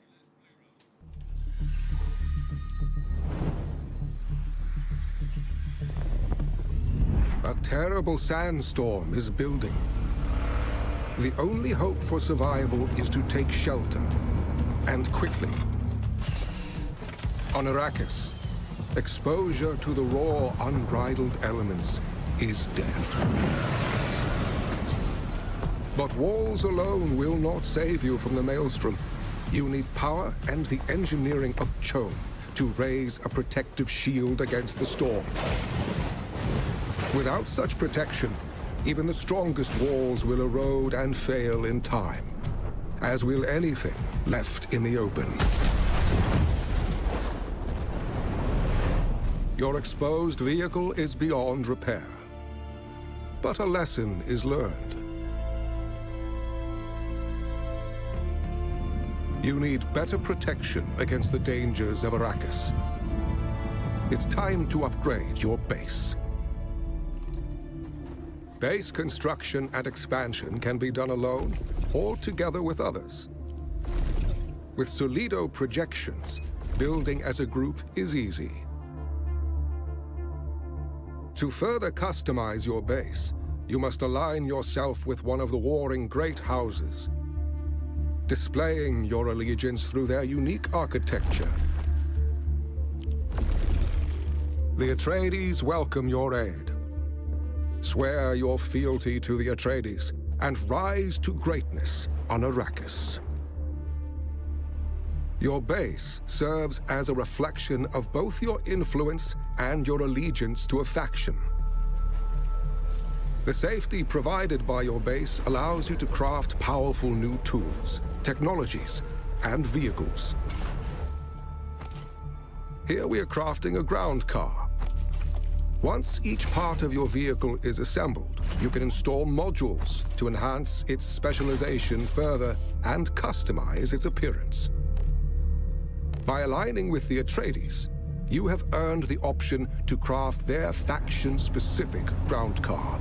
Sector weather alert. A large sandstorm is approaching. On the horizon, another sandstorm approaches. But this time, you are prepared. Your base is equipped with powerful shields for protection, and a custom-built garage that will keep all your vehicles safe from the raging storm. The shields are vital, but they come with a cost. With a construction of this size, the Emperor demands a tax to keep your base running. You will construct grand bases, and in Dune Awakening, you will have the option to share them with others if you choose. Building. Copied. All your creations can be recorded as blueprints. These can be shared with allies, or even bought and sold on the exchange. Anyone holding a blueprint can instantly place a projection of the entire building and construct an exact copy for themselves. Dune Awakening's building system allows for limitless creativity. Build your foundations strong, for your walls must stand against the unfathomable forces of Arrakis. Your Arrakis.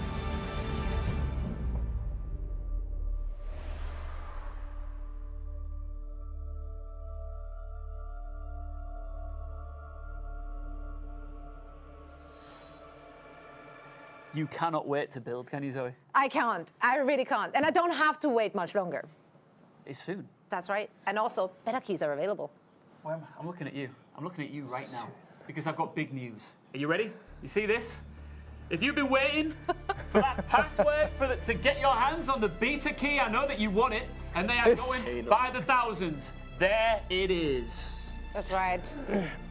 Lisan Al-Gai. It's an awkward place. Again, we went into my hair. There we go. There it is. You got to it.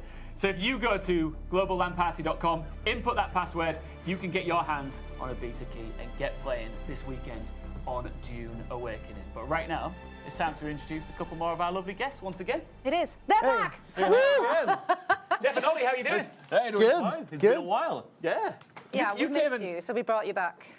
People need to take this password and go do what they need to do, right? Oh, yes. Yeah? Oh, yes. Now. You go play right now. Yeah, that's one thing people need to do. Yeah. Also, speaking of people that need to do things, you guys need to do a high five. It's to my understanding that one of you actually failed a high five. Let's do it. We can't let anyone There we hanging go. here. That was good. There There. you go. That one's for the office. It seems when we Everyone back when home we in the left office. earlier, he was trying to do a high five me, and I Didn't just see like it. cold Just let call him- him. And, oh. anyway, it's done now. It was beautiful. The people at the office will be happy. I've got to give it just a shout out to you guys, not just you, but the guys in the office as well, because it is. I think it's a rarity in esports, gaming, and because we work in esports, right? But just in the gaming world, where devs are celebrated and given an opportunity to talk in detail about the game that they created. So thank you for coming in. Thank you to your guys in the office. Where's the office again? So we have offices all over the world, but yeah, Oslo, Stockholm, Bucharest, Lisbon, North Carolina, Durham. We have also some other offices, Better not miss any of them. smaller satellites. No, we also have a lot of people remote. People remote. So many different countries. And they're all watching. You said they're sending selfies, watching the. Yeah, they're Global sending. Vampire. We have a Slack channel, and they're taking picture of their screen with like a glass of wine or something, and then they're just like, "We're just watching you," you know. So yeah, people are really hyped. All right. So better perform. All eyes on you. Yeah, yeah, there's that. We'll do our also, best. you know. No pressure, No because pressure, we're actually but about to actually- get serious. We are. Okay. We We're are. going to get serious again. Yeah, Shit. because we get Don't to ask me talk to about do, endgame content. Oh, Yeah, we said it. Where do you want to go? I don't want him to ask me to do an alarm again, you know. 'Cause Not yet. That's gonna be a meme. No, I think the next brief was he wanted you to do something with your. Yeah, can you That's twang right. those? Oh, You want me to Can you swing flip there? them? Here twang. we go. Oh, nice. Okay. We have gone off piece Nice here. twang. We have completely gone off piece, but I want to see that again as we go along. But look, we talk about endgame. Yes. Can you explain what players can expect when they reach it? Do you want to start? Sure. Yes. Absolutely. The end game for us. Well, end game happens in the deep desert, but also not 100% there, right? That's the last place you go. That's where the best loot is. That's where the hardest enemy are. We talked a little bit about it earlier. You know, this vast open. This is the deep desert that we see right here. So it's really, really, really vast, and you see there's less density of content than in Hege Basin. But there's a lot of things to see in there. You will fight over spice. You see the spice blue right here, right? So this is where all the spice operation is happening. This is where the guilds are going to fight against each other. This is where you can find a little bit of spice in the Basin, but if you want spice, you want lots of it, that's where you go, right? We have Imperial testing station. We have shipwrecks, different dungeons hidden right there. And every week, the map changes, right? So what was available this week might not be available next week, right?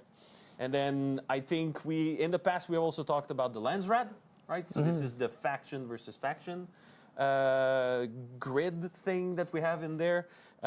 When you have a guild, you can be a guild of one person if you want to. That's perfectly fine. And then this is fine. The best guild.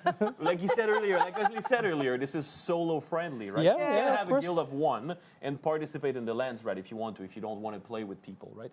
And basically, the Landsrad is the end game. Activity driver. Activity driver, exactly. Yes. So there's a lot of things that you can do. and gathering resource, killing different NPCs, going to places, finding hidden unique things. items. Yeah, and there's a ton of stuff to do, and we'll keep building on top of this as we go live, and we keep updating the game. So that's gonna be cool. Yes. I think that word, like activity driver, is essentially what it's meant to be. The LAN thread, that is. Exactly, and then you go talk to different house representative, and they have different requests for you, and then it's you need to do bulk of things because this is faction versus faction, right? So the Atreides are fighting with the Arcanen, and then completing different activities give you rewards for your guild and personally, but it also gives you votes that the guild leaders of each guild can use at the end of a week, of a cycle, to vote at the Landsrad. Yes. And then a decree is chosen, then it change things for 1 week. Server-wide Server-wide. rules. Okay, so even if I don't participate in any political anything, I will still be impacted by what's happening in the political landscape. You will still be impacted. Sorry, I was going to correct that. Worldwide rules, because the world is the top level thing, right? The one thing we've talked about many times, and I think I talked in one of the stream before, is that there's one decree that makes the deep desert full loot PvP. Right? Yeah. Because when you die in the game, you lose a bit of resource and things. I go there and kill Jeff. You have your best armor on. You can loot me, right? Yep. So this happens to the whole server. So even if you're not participating in the Landsrad, if you're not having any guilds or anything like that, this will affect you. There's other things that will affect just a faction. So if you're not part of any faction, that might not affect you. And I just want to add to that. There's a lot of there's a lot of things as well.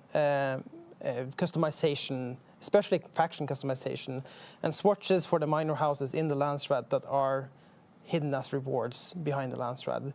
I'm not going to spoil it too much, but a lot of because we have a pretty good customization system in the game, I'm pretty proud of that. And there's a lot of those types of rewards. So I think it's most of the colors we've seen. You know, there was the video earlier with the buggy changing a color, purple one. The beautiful purple. I like that one. Yeah. But you get that thing participating. Going to be riding purple. Yeah, we'd be riding purple. Yeah, we're all about skins. Yes, Gamers love absolutely. skins and shiny things. Yes, we do. It is known. We do. It is known. Yes. We can take a look at some combat, I think. Oh yeah, let's do it. Right now. So Let's see obviously where we've our got streamers are at. Yeah, all of our streamers hands-on with the game right now, and they're battling it out in a scavenger hunt. And right now we're seeing some combat. Feel free, lads, to talk us through what you're seeing here. Yeah, be as judgmental as you want. He just got some Spencer blasted by this heavy. He's trying to get through the shield.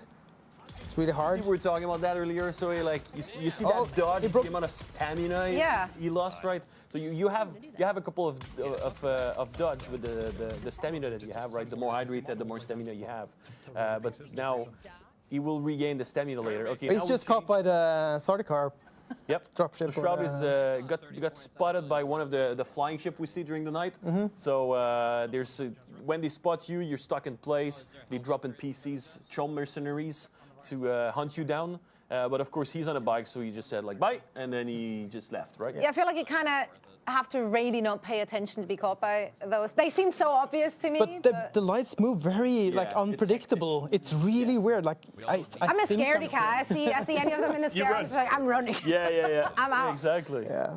Why take the risk? Everything there tries to kill me. So that's 157 flower sands. So someone in there has completed one of the tasks, which is great. Is flower sand, is that a difficult thing to harvest? I don't think it was a lot of points. It's fairly available. It's fairly available, but the thing is, it's on the sand. Yes. And you have to make noise to get it. Yes. So the sandworm will automatically you can get harvest it by hand, which is not really great. It takes a lot of time. Yeah. Or you can, at some point, unlock a static compactor, which is a Fremen tool. Oh, it's actually 40 points. I was completely wrong. 40 points. 40 points, Nice. yeah. Well, It's 150 flower sand. Yeah, it's 150, so you need a lot of, I think they had static compactor, as I was talking about. Real, nice. So then when you static compact on the sand, it makes a lot of noise. Yeah. Right, so the worm will come. Guys, I know what you're here for. The worms. There's a good chance we're about to do worm kill here. Look, this is a risky move. Oh no. How risky is this?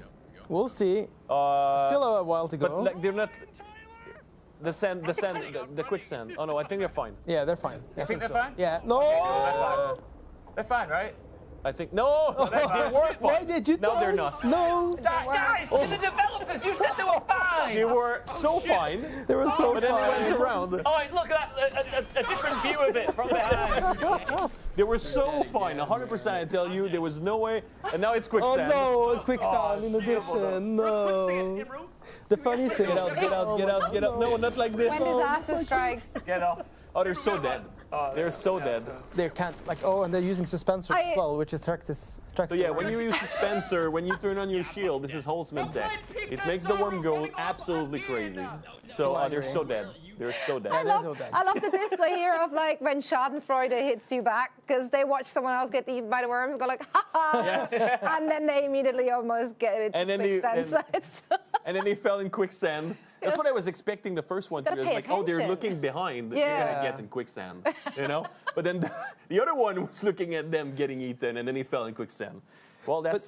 He did some cool tactic though, because the threat that you generate is based on the object that you're on. So if you get off the sand bike and run away from the sand bike, the worm will still go for the sand bike. Be on they the just sand did it bike. too late.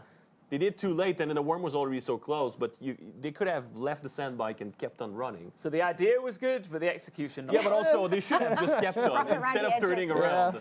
Like I know they would 100% would have made it. So I know in a previous stream, y'all talked about how each sandworm has its territory. Yeah. So basically, in that situation where I see someone on the faint horizon being like chased or eaten by a worm, can I assume that I am safe in that moment? Can I use that opportunity to make a lot of? Or not, because the player will not know the territory. Okay, I would never know. And there might be another worm coming.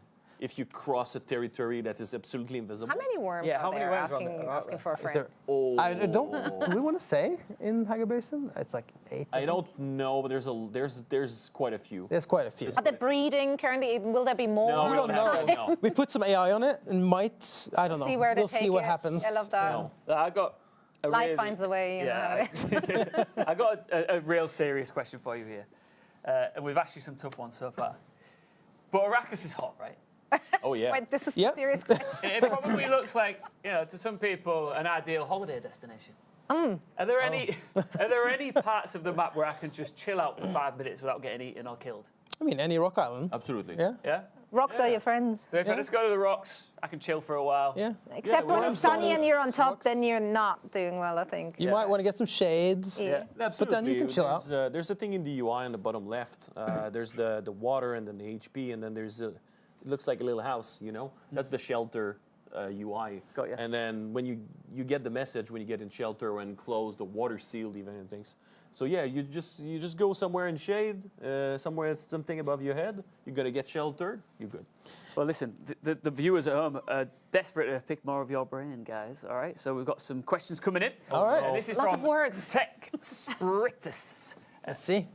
Surviving the desert is a serious business, but is there any PvE comedy potential, either in the story or incidentally? I mean, yes, the planetologist trainer is named Derek. So already it's a bit weird name. There's a big internal thing with the name of Derek. But the Derek with quest Joel, line is The pretty Derek cool. It's pretty cool. But there are quest lines that are kind of funny also. And there's some item descriptions that are pretty funny also. I'm not going to spoil anything. But there's a couple of things that are pretty funny in there. There's some really interesting characters, some dialogue that's really cool.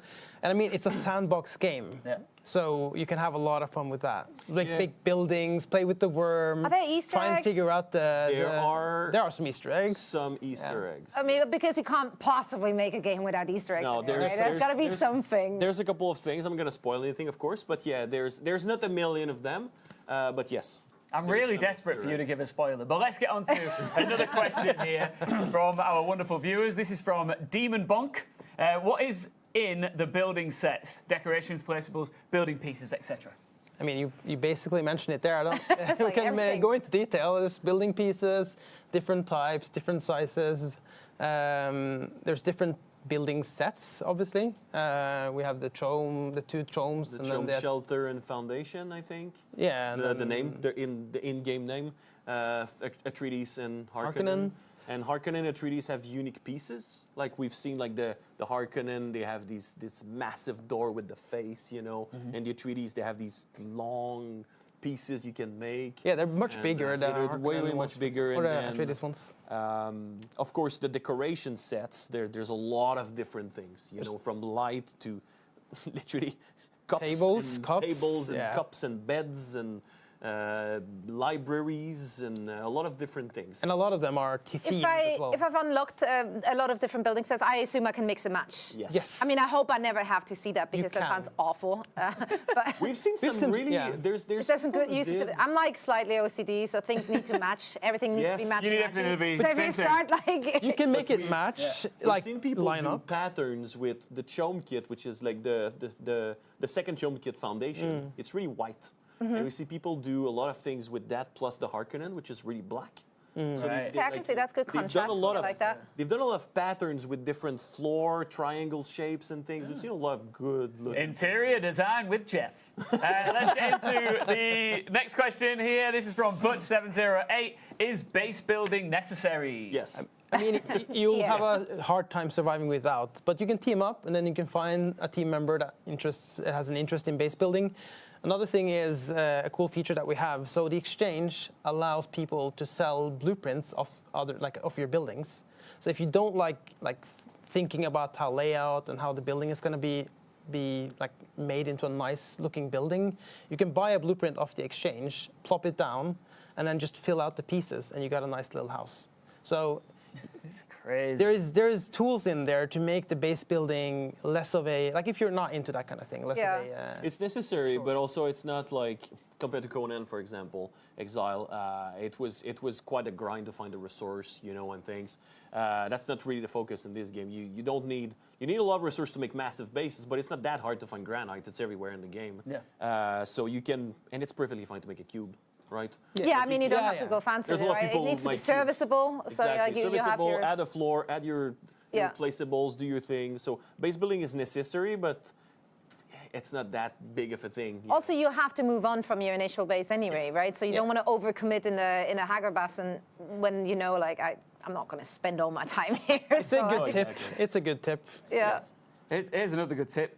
Don't go in the quicksand, guys. You said that like Don't someone who go in overinvested his time into his base. I have definitely. Oh, we're talking two about big bases. quicksand. Yeah. That's straight going in quicksand, right there. Oh, I said don't do it. These guys said don't do it.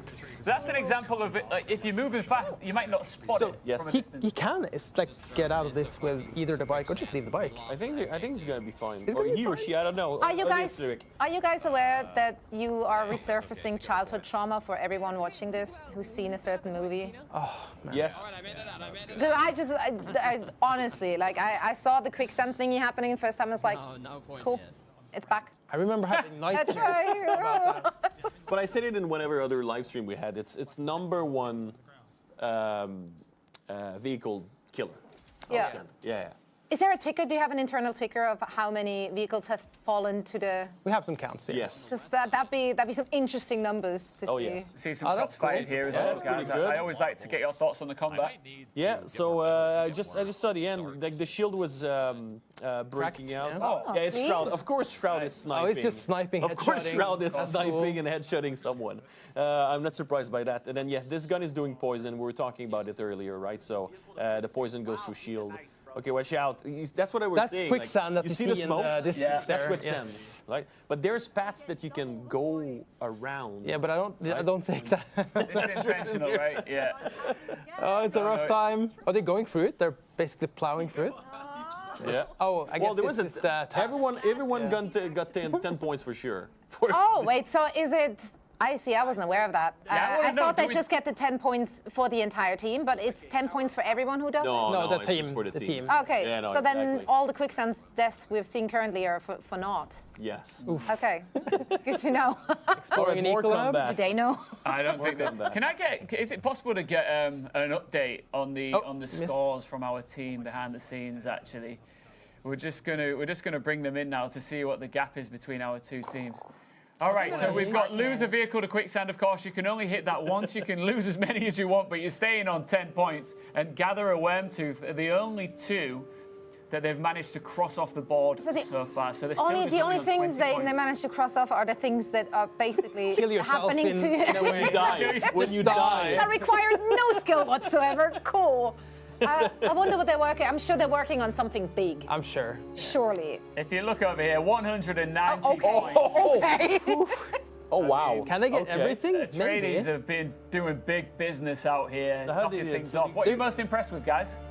I mean, there's a few things there. The blood is pretty good. The flower sand, like we were saying, flower flower sand is it's super dangerous. They done the sand bike. That's pretty. I'm genuinely surprised that they don't have a worm tooth. Yeah, I'm surprised by They're like, now we're not dying. Maybe they're saving. I think that that's surprise coming through. They're It's like, I'm nah, not we're going to not die. dying, dude.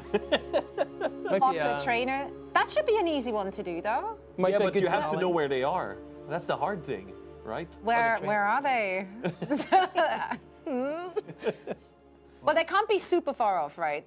No, absolutely. I would assume that they would be in like the second area you're. Yeah, heading to. they're kind of close-ish to where they spawn, but also like if you pass close by, you will get a map marker on your map with the trainer icon. But if they don't look at it, also it's hard to know what you don't know, right? That's Also, correct. if they survey a region, they would get it, which is another goal. Another goal is to survey a region. I don't know if they did it, but you see all the icons pop when you do that. Is Derek the first trainer? It's the first trainer you come across. No, it depends.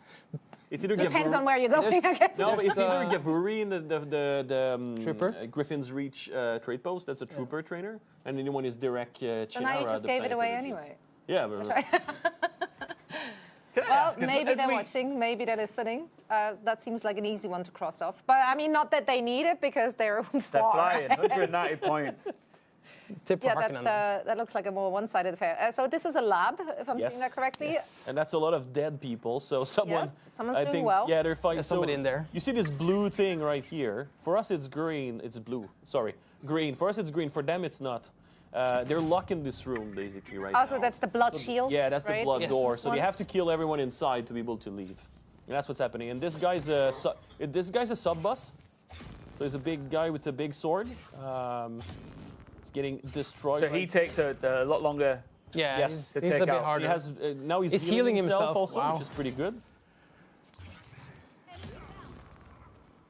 So we were talking earlier about how a 1v1 battle, all right, you can handle that. 2v1, you can still handle it. But then when it gets to 3, 4, you're in deep trouble, right? It becomes really hard because you'll have a rusher coming at you, some people shooting you from afar, breaking down your shield, for example. As you've seen, like the slow blade takes quite a few seconds, and that's perfect for the rusher to come in and just stab you once, and then the slow blade doesn't work anymore, right? Yeah. You have to dodge, you have to reposition yourself. And also, they're further into the game now, obviously. So the further along you are, the more difficult it gets. There's more enemies. They're faster. Definitely. They're more aggressive. They have more they abilities. seem smarter, if I may say. They come across as smarter because they have a lot more tools at their Yeah. disposal, right? So Exactly. it's really. Beginning of the game, they just shoot and stab. Yeah. So yeah.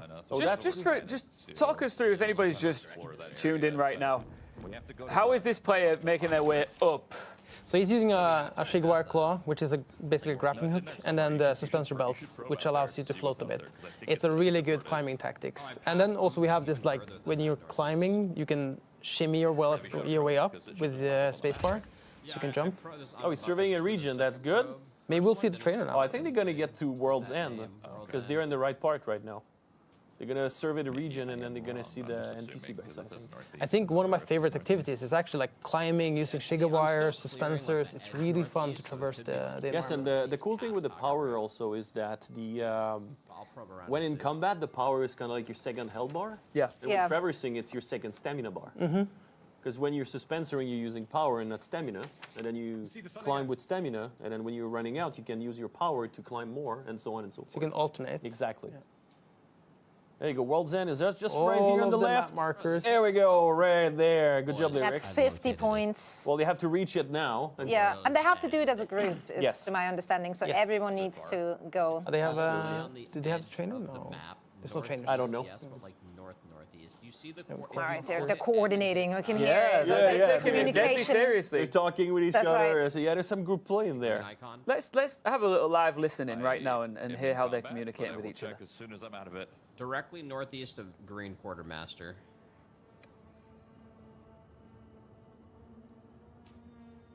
It is a bit of a pain in the ass to get here, but I think I found the path.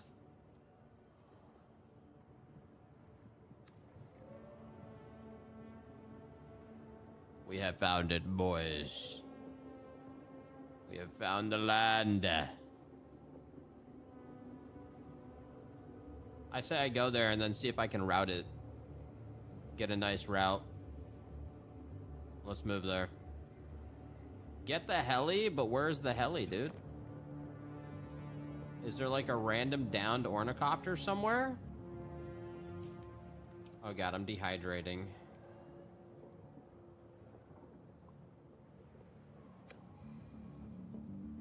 Alright, I'm going.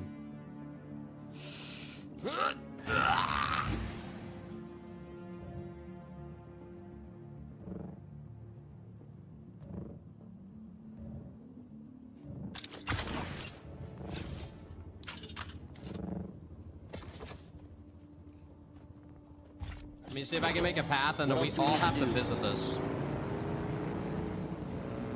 We're gonna lose a vehicle to quicksand.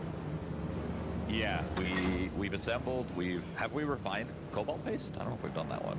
That's what I'm doing now. You can drive, no problem.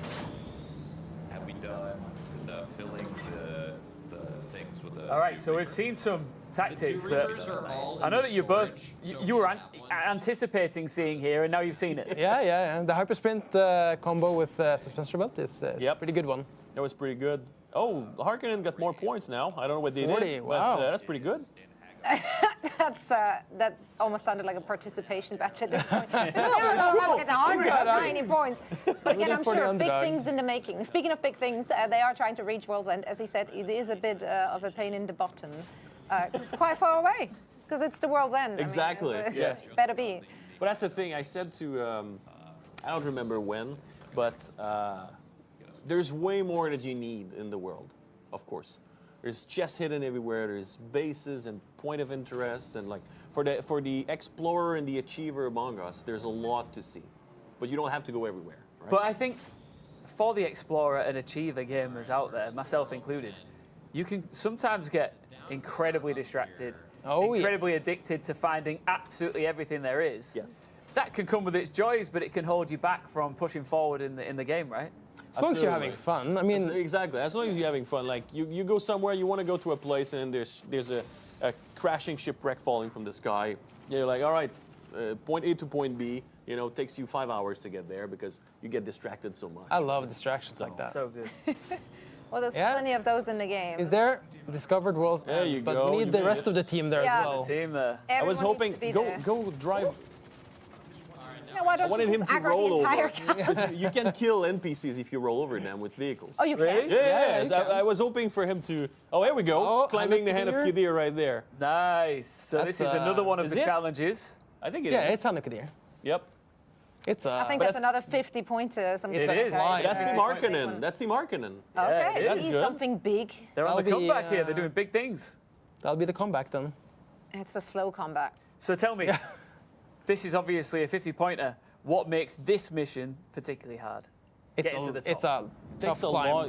It takes a lot of time. Of course, level designers have made The size of a path It's insane. around. There's a journey that you can take, you know, and you can find corpses and things like that, and Beautiful. reward and things. But also, it's you can climb everywhere in the game, and we have abilities. We talked about the Shirawara Claw, so you can also do what they're doing, which is just like, well, I'm just gonna climb up. And what makes it hard is that it takes a long time, and if a sandstorm happened at the same time, you're kind of dead. Yeah, that's Right? It's brutal. This game is so cruel. Kind of very dead. When we saw the angle from below, I'm thinking, oh, he's nearly at the top. He's doing it. And then you get this big aerial view, and you just see the mass and the size of this thing. It is Yeah. really cool to see it from this view. I It is. have not seen And it. then if they run out of stamina, well, that's they're gonna the fall main down. issue because Yeah. the stamina is so limited. There you and go. They just Yeah. out of stamina, and then you just fall. And there's So, fall good damage, luck. so you could splatter, you know. It's so hard. That's right, sorry. That's why it's a 50-pointing challenge. Yes, the claw. So I just get the feeling that if you do make it to the top, it must be comparable to actually climbing Everest. Yeah, it's like K2 moments kind of there. It's a nice El view from the Capitan top. all over again. It's way easier if you take the designed path, though. Yeah. There's little lights, little things to guide you around. It's kind of cool, but yeah, you can just go up if you want. He's raw dogging it. He's just going for it. Yeah, isn't he? Yeah. that's a free solo moment. Oh, he's yes. experiencing right there. Oh yeah, absolutely. You find those little edges that are just made out in the rocks, and then there you go. That's good. Oh, nice. Big, hey, that's nice. Pretty far up now.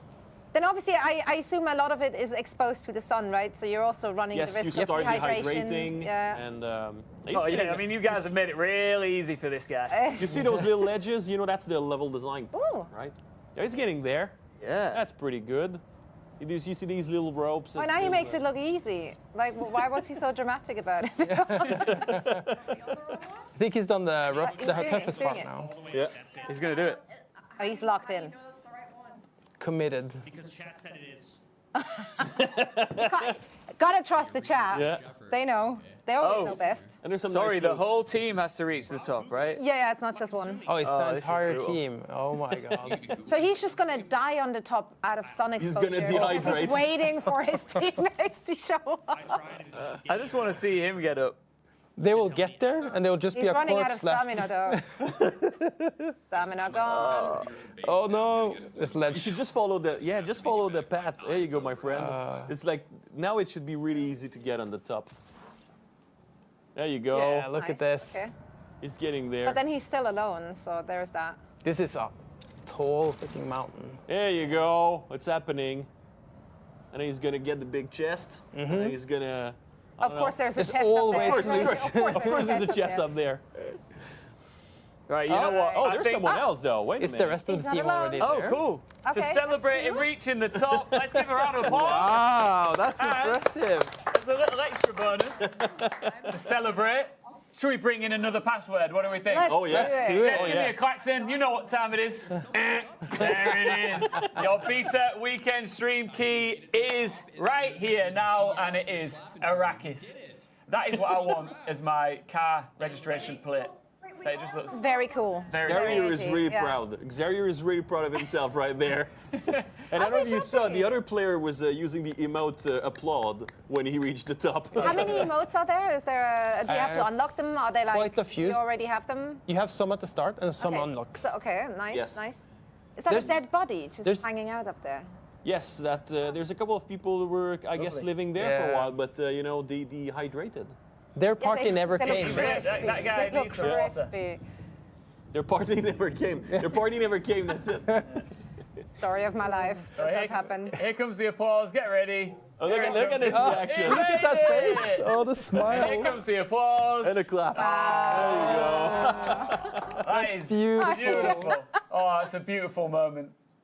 That is a well-earned and well-deserved applause. Well right there. done. Yeah, but now the rest of the team has to Yeah, show exactly. Up, so there's that. Just gotta chill out. So that's why it was worth a lot of points because now they're spending their time doing nothing. Yeah. Because the others need to come, right? So Yeah. It takes you off the grid, doesn't Yep. it, to be adding more points. Oh, they're serving as they're surveying, so that's a good spot to survey the region. You can't get higher. Yep. So that is the highest, sorry. Yeah. Same question, though. It's Great not minds. exactly the highest point. No. It is Where's the highest point, guys? one of the highest. Well, there's another landmark we can see on another region called the Shield Wall. There's a big rock formation, and you can go on the top there. And I think there's even other spots that are higher in the game, like another mountain on top of a mountain. On top of Since they seem to be points of interest, I assume I cannot build there. not exactly, no. I don't think we. Because they all have kind of cool stuff to find. Yeah. And then you cannot build when there's cool stuff to find. Because Okay. we don't want people to basically build a wall around a It's chest like, and then just loot it forever, right? So, yeah. Like you cannot put the sub-thief console at the top there. Now the next is to jump down. Yeah, that's the best part. Oh, I can't wait to see that. Just like, oop. Well, welcome once again Spencer. to the Dune Awakening Global LAN Mountain Climbing Watch Party. We are having a wonderful time here. I could just sit. Do you know what? Just before I throw it somewhere else, I do want to say that it's a very streamable game, isn't it? It's very watchable for Absolutely. fans just to watch their favorite streamers play. Every streamer, well, their viewers will be happy when they die from the worm. Oh yeah. All the lols in the chat and the, all the emoji, everything. Yeah. That's gonna be it's absolutely really cool to watch. Yeah. Shall we go back to Boston? What do you think? Yeah, let's do that. Let's do that. Let's do it. Jackie Jing is giving away keys. We're giving away passwords to get on hold of the beta key right here in London. Jackie is doing it over at PAX East in Boston too. And we are back here at PAX East, and we're diving right into the action. Giveaway time. You can see Magnus on stage pointing to our beautiful sandworm, but we are about to give away some of Frank Herbert's books. Very exciting. You can see dozens of people here. And while we're waiting for that giveaway to get started, we're going to talk to Debbie. Debbie, you got to play the game, so initial thoughts? I loved it. It was one of the best games here so far. I thought it was great. I recommend it to everybody. I played the PvE version, and I don't want to give away spoilers, but there's different types of things you could play with the building and whatever. But I had. Is there a sandworm? Yes. How dare you spoil that for all of us? How dare you? And the best part of the game so far is when they call time, you have to wrap it up. There's 5 minutes left. Yeah. Everyone so far just goes outside, finds the sandworm, and sacrifices yourself in the mighty death. Absolutely fun. I had a blast. Oh, we got some people.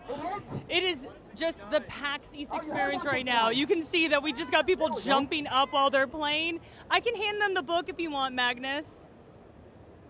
There we go. There we go. We got our winner. Head on over here.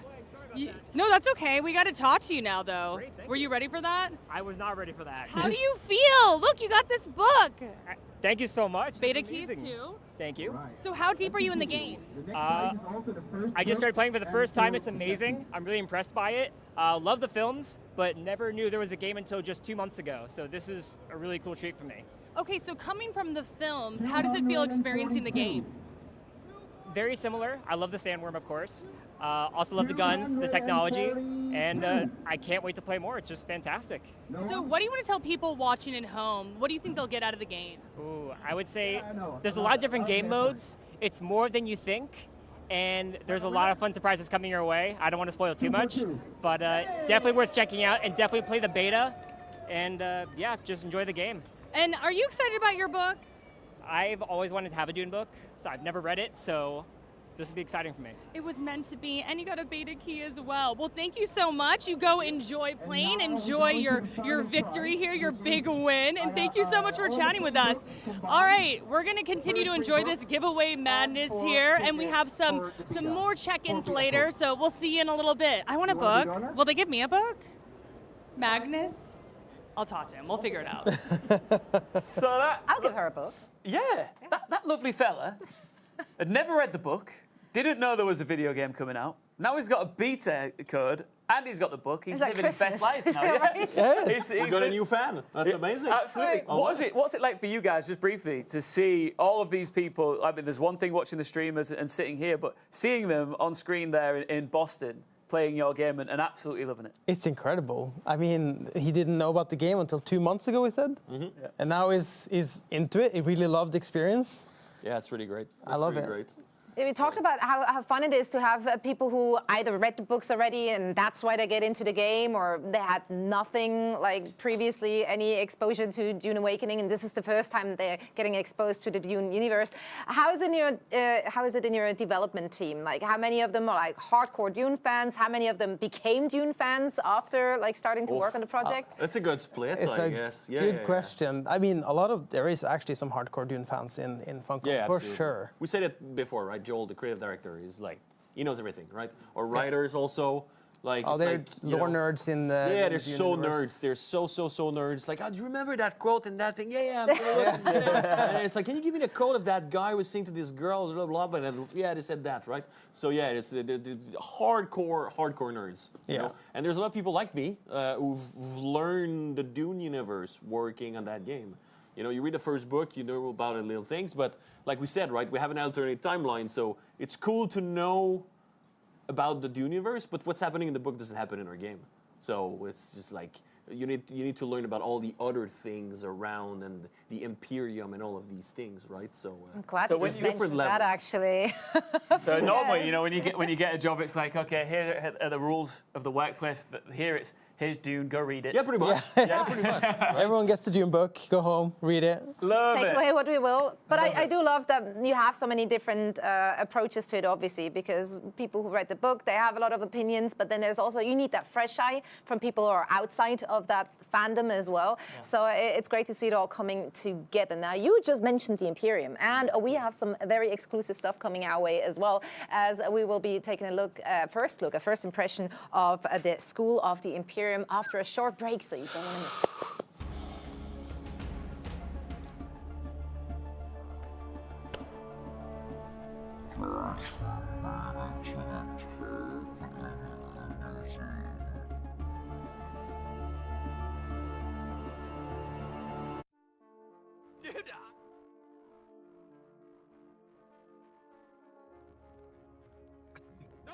You're done.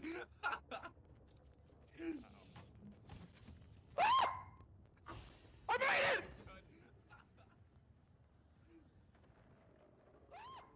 Fucking made it. All right.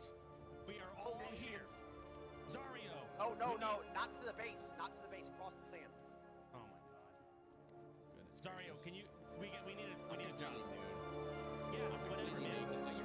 Let's go to Haga Rift. We'll get 30 ray amplifiers, 20 calibrated servox. It says can be found around Haga Rift. We know where that is. Let's just go. Do we have the thing that lets us mine materials? I don't. Okay. So no one I think there was more in one of the boxes. There's got to be nobody in mining materials. There's no way we only have one gun, right? Like, Bro, that's it. So, okay, normally when you start the game, you can make bandages and you can make, the mining thing, but I don't see it in the crafting menu. So what my guess is like something with our servers, since we're like boosted accounts, we don't have that, but we're supposed to. So listen, we're not playing, we're playing it. We're doing the fucking whatever this is run, all right? It's not how it's meant to be done, but we gotta play it where it lands, okay? We cannot craft anything. We're just gonna rock that and assume that's how things are. We need to find something on this list that we can do that doesn't require us to mine anything and we can be naked. Wait, in-game chat? We have to research. It said research. Yeah, research. How do you research? Yeah, we already have it researched. It's just not showing in the thing, so I think it's bugged. Yeah. Maybe we just research. I can make spiced beer. okay. That might help, yeah. Because I'm completely new and this is wild. We're going to the PvP event like this. That's. Wait, yeah, how? Do it together. Maybe it's time. We each need to do it. I'm not sure. Yeah. It says each, but I'm not sure. Oh, Sacro, is that you? Yeah, what's that? The one, the question about the tattoo that is on one person or each person that I already counted it because I know some of you guys have died already. Oh, okay. But is it just one person or is it Yeah, each. Okay, Alright, let's drop all our stuff. Can we just drop on the ground? And then make sure you get a respawn. Is that you? Yeah. Man, yeah, we need some stimulation. We need to find something right now. Where do we go? Do you guys have the doc of like different objectives here? I think we have to go. Yeah, I have it up. Can you link it to me? That was material. Oh, no, I got it. Dude, I don't even have pants on. I'm pantless. That's crazy. Dude, you gotta get some gear on, man. Seriously, this is getting crazy. Fill 2 depleted with water. Survey a region. How do we survey a region? We need a probe launcher and a probe. We can't do this. We have to 20 steel ingots, 150 flour sand. Who's the vehicle to put sand in?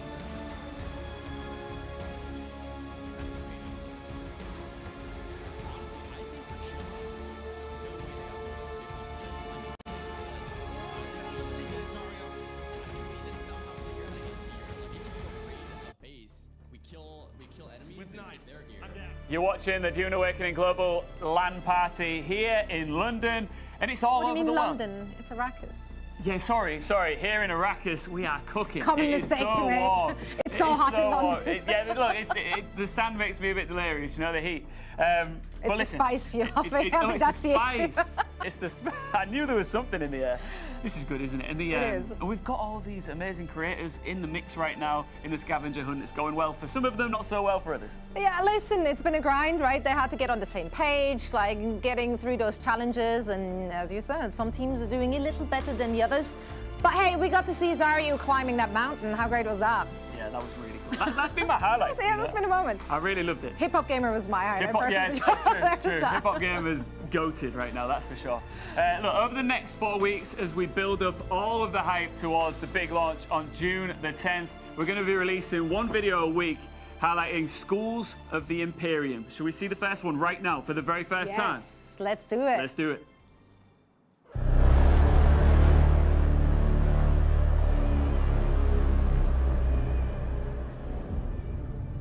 The spiritual and political school of the Bene Gesserit traditionally holds their knowledge and abilities within the confines of their sisterhood.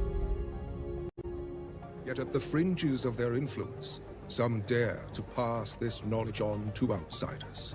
With expertise in close-range combat, manipulation, and self-control, the Bene Gesserit are experts at controlling the battlefield and surviving the extreme conditions on Arrakis. Their weirding way grants you superhuman movement and combat tactics, enabling you to traverse large distances in the blink of an eye, or in the heat of a battle, flank an enemy up close to yield a deadly strike before anyone has a chance to react.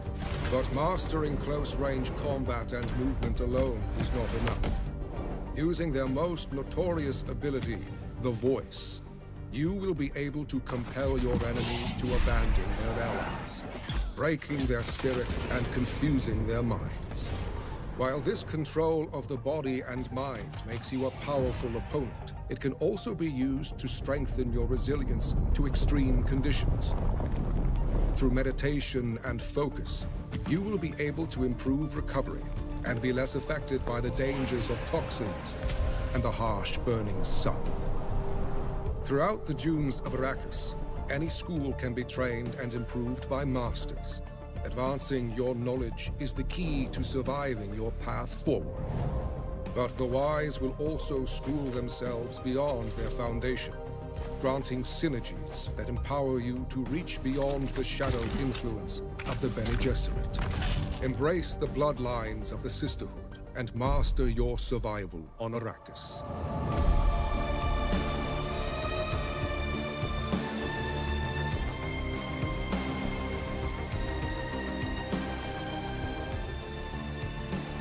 Schools of the Imperium.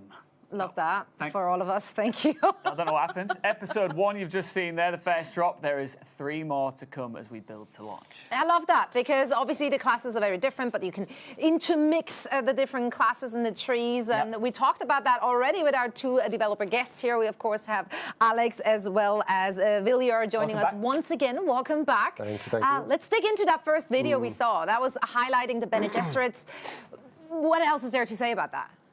So the Bene Gesserit, they use the voice, as we saw, they compel.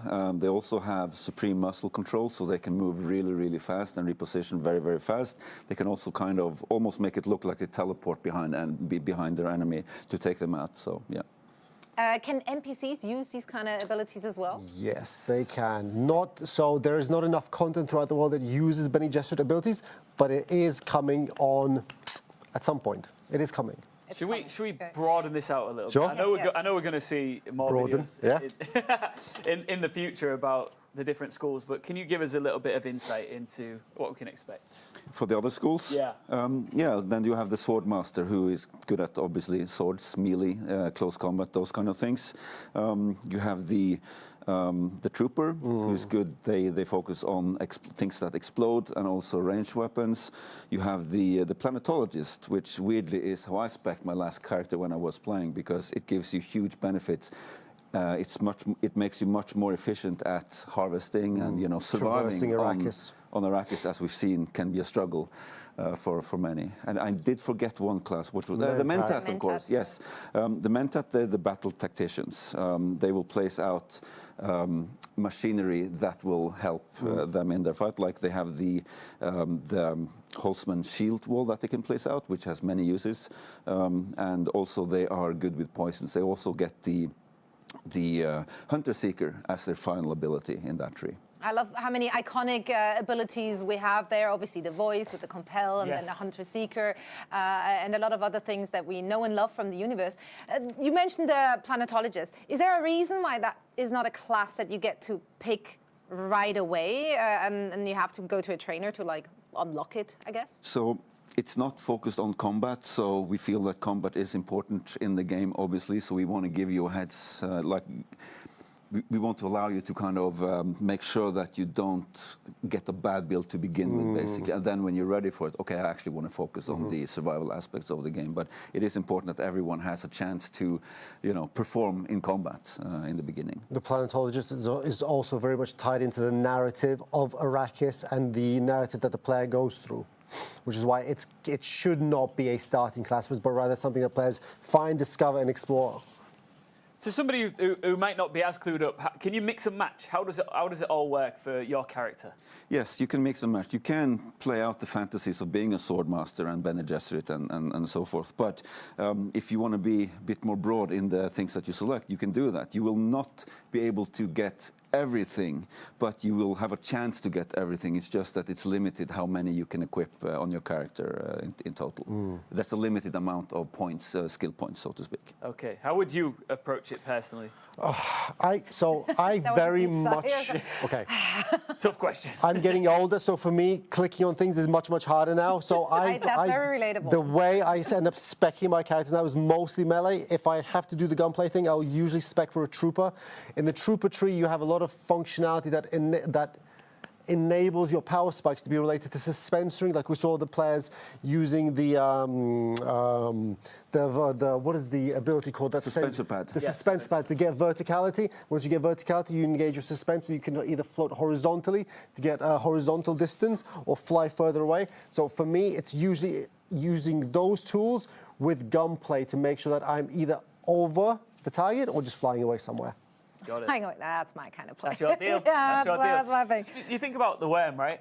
Iconic always. piece. But there's another iconic piece of this game that everybody talks about. Uh-oh. Is it better keys? Is that a segue? Are we doing a segue right now? We're doing a segue. Okay, sick. Spice. Of course, thank you.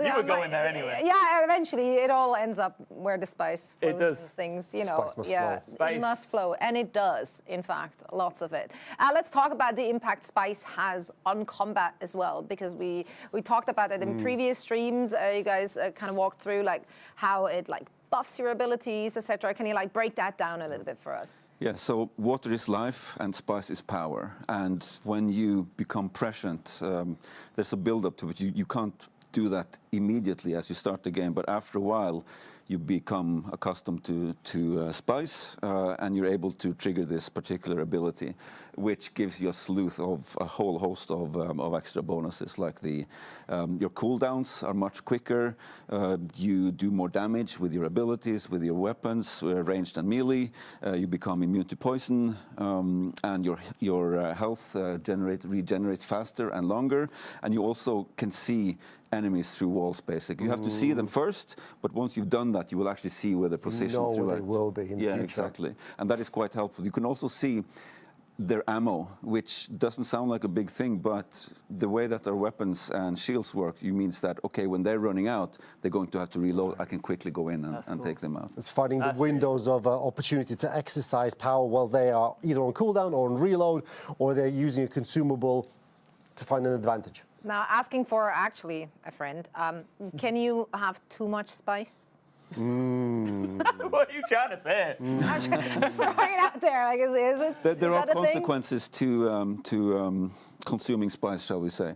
What happens is that, well, there is a cooldown where you can't actually consume more spice, and the more often you trigger these abilities, the more spice you will need to consume. That goes away, but it can take days, that can be quite challenging. But like we balanced it in such a way that you shouldn't be afraid to use it. Right. If you come across an encounter that, oh, this is kind of hard, you should use it. But also you shouldn't use it for every encounter. You should think a little bit about it. And there are some fun consequences when you've enjoyed spice for I don't think days. anyone has seen the consequences yet. No, I don't think we've gone live with that yet. So yeah. I mean, I can, based on knowing the Dune universe and having seen a movie or two, I can see where we're headed with that. It probably gets a little trippy. So spice literally has its highs and lows. Yes. Yes. Can't wait to see more of that. I love that. Absolutely love that. Yeah. Now, generally, how does the combat evolve if you're going from area to area and as you're progressing through the game and obviously build out your skill trees? So depending on your pick of archetype in the beginning, you will progress through the game and find other trainers. As you find them, you get access, like Villa was saying, to other skill trees to choose, mix and match your playstyle. The NPCs will progress with you as you progress through the game, meaning that they will get more abilities, they will get a little bit faster, a little bit stronger. Do they use spice? Not the ones that we have, not the NPCs that are right now in the world. There are some special cases that players may discover, but that's future TM. Okay. They will become faster, they'll become stronger, they'll become more reactive, they'll sense what the player wants to do. You hit them thrice, the NPC will decide to dodge maybe once every 10 seconds in the early game. In the latter game, it'll dodge once every 5 seconds or 3 seconds. And then you really need to force the situation using all of the tools at your hands, such as your abilities, gunplay, and melee to really make a dent in the tier 5 and tier 6 content. And on that note, like we did want to balance combat to be a little easy in the beginning because there are so many things that you're learning. As I said, like there are probably 4 or 5 big things that are trying to kill you. So we wanted to make sure that combat was approachable in the beginning. But if you kind of don't care about exploring the skill tree or developing your tactics will get stale and you will get punished for it. So you will have to get better. You're forced to evolve. Yeah. When we talk about PvP, would you recommend getting straight into it? Because you can go through the main story for hours and hours without dipping in. In fact, you could probably enjoy quite a lot of it. Is it something you wouldn't rush straight into, or would you? Does it all depend on the player type? That's interesting because the way that we've thought of it is, it's not necessarily the actual PvP that you need to be like you might fear it, but it doesn't mean that it will happen. So we have pockets in South Haga Basin in the Haga Basin where if you go there, you might be extra on alert basically, but it doesn't mean that PvP will happen. However, you might come across someone, and then I really like the moments where you stand and look at someone. It's like, okay, are they going to attack me or not? Are we doing this? Yeah. You want to go? Yeah. And what we want is that you make a friend or an enemy. Either is fine, but then when you get towards the end game, you might come across the same person there, and it's like, oh, I remember not liking that guy, and then you might have something I love that. to fight over. Is the proximity voice chat, which is, as I understand, disabled by default, but obviously if you want to really immerse yourself in a game, you enable it. Is that on in the PvP area? So can I hackle people? Can I be that person? They can also make sure that your voice don't get through to them and everything. But yeah, the voice chat is quite important in that regard. And we've had before when it was only, let's say, me, Joel, Alex, and we were playing different times and everything. And then you see someone, and then the person starts talking to you. It's like it's a special moment. It's a different experience. Actually, this is something fun that works. One thing I wanted to ask was, sorry, 1 second. Hold on. Let me just double check. Are you sure? Are you certain? 100%. Roll this. Worm kill. Incoming. Dude, this is so dead. This is so dead. Who called southeast? There's nowhere. Just getting his cardio in, minding his own business, having a little jog through the desert. Sprint it out, make more noise. Yeah, that's right. Is that drum sand right there? Yes, it is. Yes, it is. Somebody's dead. Oh no. Might make it. What's for dinner? No. Not today. Congratulations, you got a worm tooth. There's more where that came from. I'm pretty certain of that. Does that ever get old? No. Strangely not, no. Yeah. So there needs to be an internal kill count on like how we many need num-nums the worms had. I want to end do of that. year. There should be you should drop the numbers at the end of the first year. I'd be very interested to see that. Yeah. I'd be very interested to know what you make of.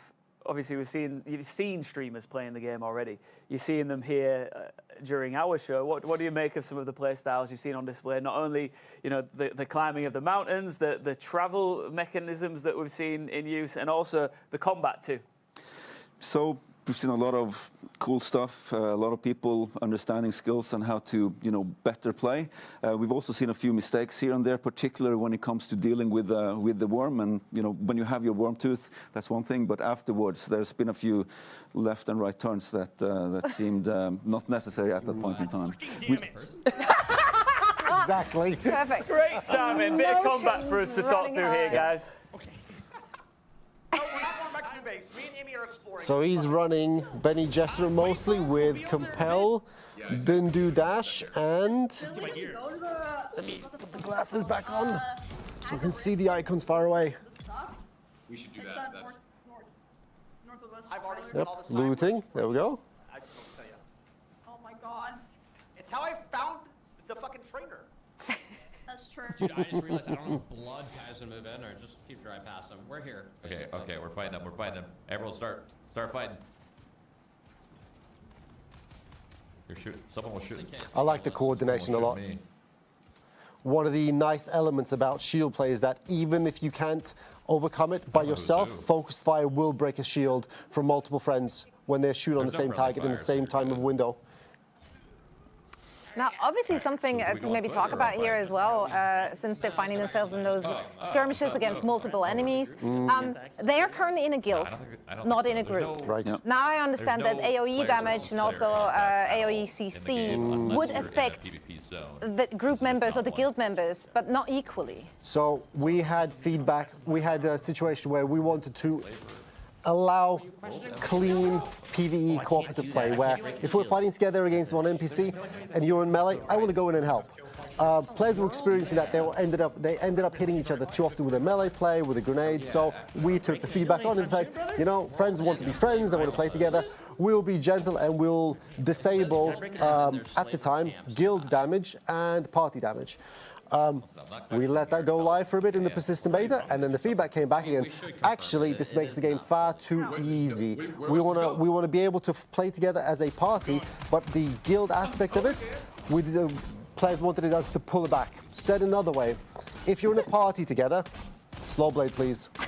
No, please. No, slow blade. Tyler, slow blade. Come on, give it to us. It's like, how many times do you have to slice until you realize it's not doing anything? I just need to say that this is a particular playstyle that we're addressing with the standard changes we're doing. Exactly. Right. So in group play as a party. Oh, there we go. Just took the hot second. Yeah. Woo! Congratulations. That was the path of not least resistance. As a party, you will not take direct damage from your friends. You will take 25% AoE damage and 100% CC effects from your party members. Now, if you are shot by a guild friend in a PvP zone, you'll just take the full effect. Direct damage, AoE damage, and CC. So it's definitely beneficial to group up rather than just guild up. But then group sizes just 4 players, including the leader, right? So you're obviously more limited. But whereas our players here, our streamers, they're a group of 5. The challenge is in coordinating your groups. The path of least resistance in some cases is just to drop a whole bunch of AoE down on one spot. Everyone grenade out, and then the problem is cleared out. That resulted in generally not fun gameplay because everyone is immune to damage, or at least reduced, so we decided to pull that back. Are we ready? Ready. It's happening. We got another code right now. Ooh. We got another code right now. We got another code right now. Bring it in, bring it in, bring it in, bring it in. If you haven't got one already, this is your chance. We are running out of chances. I don't know how many more chances we will give you. So if you haven't gone over now to globallandparty.com and got your hands on one of these beta codes, now is the time to do it. And this is the password that you need to use. The time is now. The time is now. But when the lights start flashing, that means it's game time. So get on over to The time might also be in 30 minutes from now. We're not sure. But for now, this is definitely the time. Would you be fast at that? Huh? Would you be fast? Would you be able to grab one? Let me download it. Like, gone. Done. That's the keyboard mix. Okay. Yeah. Perfect. Love that. So we've got tens of thousands of people playing this, and we've got thousands of people watching along at home, and we've got questions coming in as we go along. So I've got one for you guys right now. Shall we go for it? Let's do it. This is from El Jefe. How do builds and strategies differ in PvP or PvE? I would say it depends on how you like to play, who you like to play with, and who your opposition usually is. Crowd control is important, damage is important. Depending on how good you are with clicking on people, you might be better off by stacking a lot of direct damage and just sending it down range to quickly overpower a shield and then the hit point barrier on the other side. If you're not, play differently, play to your strengths. Like for me, I don't click people anymore, it's just too difficult. So melee and CC. Yeah, it's always a brutal reminder for me when I play those games. Like, oh yeah, I don't know how to aim anymore. I lost that ability. I think 30 is the cutoff. Really? I think that's when it went downhill. Yeah, I think that's when it all went downhill for me. To be fair, you look like you could still be 29. Oh, thank you. 28. Almost 37. We're rocking it. It's all good. Looking good. All right, we're going to bring up the scorecards right now to see how we're looking with I our feel like team. nothing has Shall we? changed, but let's do it. Let's take a look. at it. Ooh! They made some points. They nearly cracked 100. I'm sure they're off to doing great things. Yeah, but okay, so this is not where it ends. No. The winner of the scavenger hunt is only getting an advantage in the big skirmish. That still means that the other team can overpower you. I don't know what the advantage is, but obviously we're hyping it up, so it must be something big. It is. Oh, look at this. Oh, my word. They've ticked off all but 3 That train is leaving the station. the challenges on this scavenger hunt. Guys, this is a strong team, right? We're about to join them live, but how impressed are you with that? Very impressed. What were your expectations? I know like a lot of the challenges are coming from your team. How many did you expect them to reasonably be able to do in 3 hours? It's very, very hard because to make an assessment beforehand, because like it depends on, some of it depends on knowledge, like do you have time to practice and things like that, and also finding the optimal route and not getting eaten by sandworms too many times. Now look at the spice eyes on Sacriel. Yeah. He's it's lovely. He's locked in. He's locked in. He's spiced up. Well, he's he ready. is spicy. And if you look Are they on the way to the team combat? I think that's what's happening now, right? Ooh. Not yet? No, but they're on the way somewhere. Yeah. And they're rocking as a posse. I like that. Yeah, they're rolling deep. They're rolling deep indeed. In the desert, we're all looking for fab. some place called Kadir. Do you know Oh, they're looking for Kadir, the hand of Kadir, right? wow. Yeah. That's what they're looking for. We've been seeing their opposition trying to get to the top of the hand of Kadir. Let's see if they can pull it off, but we're going now to a live footage of a man running in his underpants. Are they actually in the underpants, or can you toggle all of your equipment down? I know you can toggle off the helmet, but the can you do underpants stay on.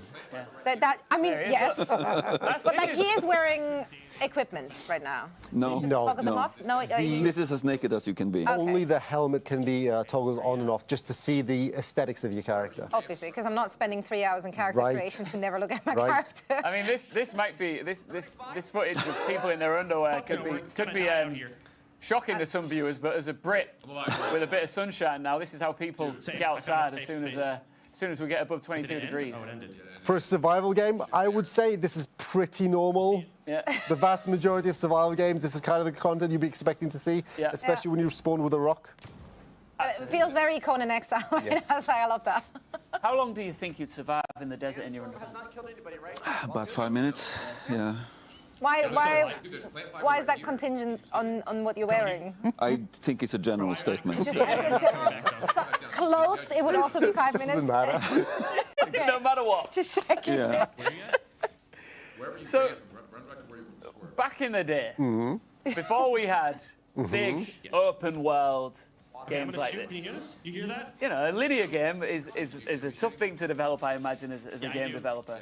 How daunting is it when you tackle an open world game of this magnitude? Because I imagine you just come across things that you, I mean, no pun intended, need to develop all the time, every day, every second, every hour. Yeah. Was that you? I don't think any sane person would take on this challenge knowing what they were going to, basically. It's been a long journey. It's been very challenging on the design side. It's been very challenging on the balancing side.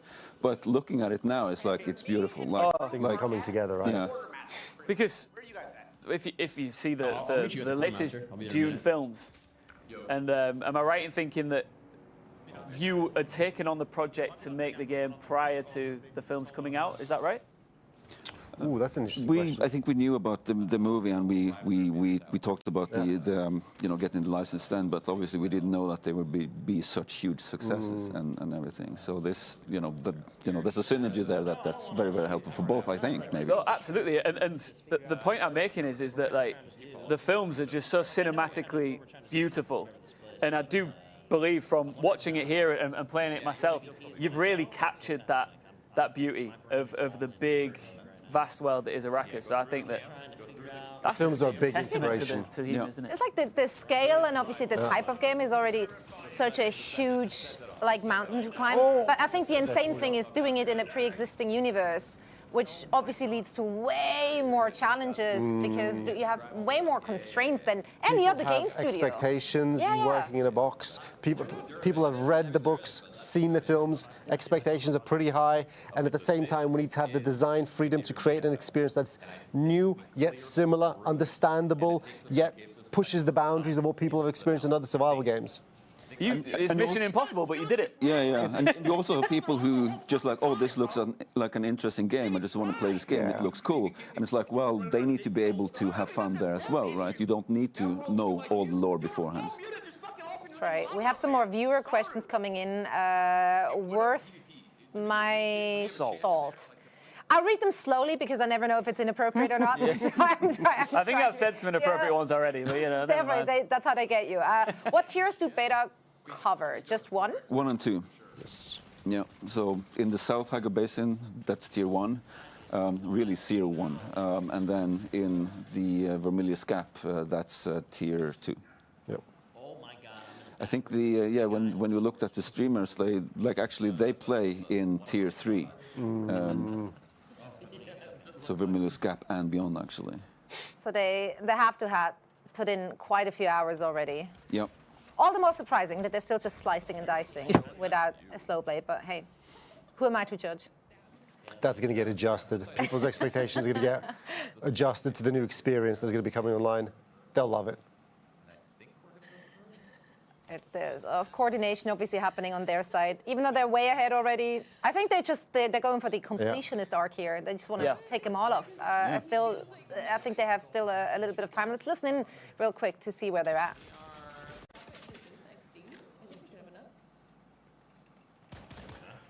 Oh, is that you, Sacro? No, I've lost where the hell you guys are. I'm back where we started. Oh yeah, I have someone to zip line. Who's this? That was my zip line. Okay, so we're together. Did you see where to use the key card thingy we just got? I don't know. So we got the band. Oh, maybe the band is just for this room. I'm wondering if it wants us to climb the mountain. Yeah, I think so. Yes. Oh, it does. Oh. But You guys ready to PvP's climb? intense. Like just manually Yeah, I don't know if climb there's it? enough time. Yeah, Yes. no, it's this Manually mountain. climb? Yeah, we climbed this mountain. I'm going. I'm climbing. Here. Child's play. Yeah. Wait, where are you guys? Yeah, we could climb. Everyone uppies. Uppies. Here. We're going fucking uppies. where? You ever see Free Solo? I don't even see where you guys went. I think we Where'd you could. We're just gonna climb this mountain that we're on. It's gonna take a long time, actually. I don't know if we could do it in 8 minutes, but we could try. I will be trying. I think I'm on the right mountain. I sure hope I am on the right mountain. It looks like there's a peak, like it implies to go up there. So it's not too high actually. And there's Who's lights with leading me? up. Who's climbing under me? Yeah, that's to be honest. Oh. Some of these features have been harder to develop than others, and then seeing players actually use them efficiently and maybe not even sufficient, very efficiently. But it's really fun to actually see the things that you worked on for so long actually manifest in the game and be worth it. Because you will have tested and tested and tested Yep. to see how it works. Oh no. Well, these guys have got roughly around 7 or 8 minutes to try and climb the mountain. At the end of the challenge. The end He's having a bit of a rough time here. He's not making it to the top. Is that enough time to get to the top? Well, it'll be difficult. I would say at this stage, with the points as they are, I think they should practice for the next situation. You think? that's the right thing to do. I would say I would practice. I yeah. did like the approach, though, to tackle the mountain last, knowing that it might take a while, and then you're not having people waiting at the top like Zaryu in Team Harkonnen, because they were just out there waiting for There is way more time. there is a better way to climb than what we saw before. What is it? Tell us, please. On There the was an other actual side, path, pretty much. right? Okay. It's kind of when you climb the mountain and then you see a lot of people on top of the mountain. It's like, well, how did you get there? Well, we took the cart. not quite like that, but there is a more efficient way. That's funny you say that, because that actually reminds me of when I was in Rio de Janeiro, and I went to Christ the Redeemer, and I hiked up. I got to the top all sweaty and just covered in my own sweat. And then I just saw a lot of people just come up on a cart. Same thing. Should have brought the still suit. Well, it looks like Sacriel is going to make it. He has a nice flow. There we go. Nice. Okay, well, that's one. Unfortunately, the entire team needs to reach the top in order to get the points. I'll make it, don't worry, I'll make it. Let's give him the points. Okay, let's see. Take little like breaks, right? Like on the halfway points. You hit Q and then Spider-Man grab the wall by holding space. And then when the All right, cooldown's up, he's walking them through it. pops you off, and then The Q tech. again rides the momentum up. Yeah, but the thing is, like, Different suspensors as well here have different functionalities. They're using ones that actually allow them to get quite good verticality with every grapple that they chase. If you mess around with it, it's like recovers if you hover. It's just so beautiful, this game. It is. Really. And there's so many good vistas in the game. There's not been a single moment where I didn't just stop and look around and be like, this is pretty. Yeah. Yeah. No, we have to give kudos to the art department. They really made the game look pretty. Yeah, they did. And so different. Because you'd expect everything to kind of look same-ish, right, when you're in the desert, but I felt like every single point of interest gave you a different kind of vista. You have access to those different biomes within the desert. It's really pretty. It's a nice wave. Hi. What's good? I think Now it's just different waiting, yeah. is the key word for this Yeah. game. It's the word that always comes to mind when you think about the survival element, the landscape of it, the fact that it's obviously in the desert, and the combat. Everything is different to what we'd normally expect, right? And that must have been a big passion point.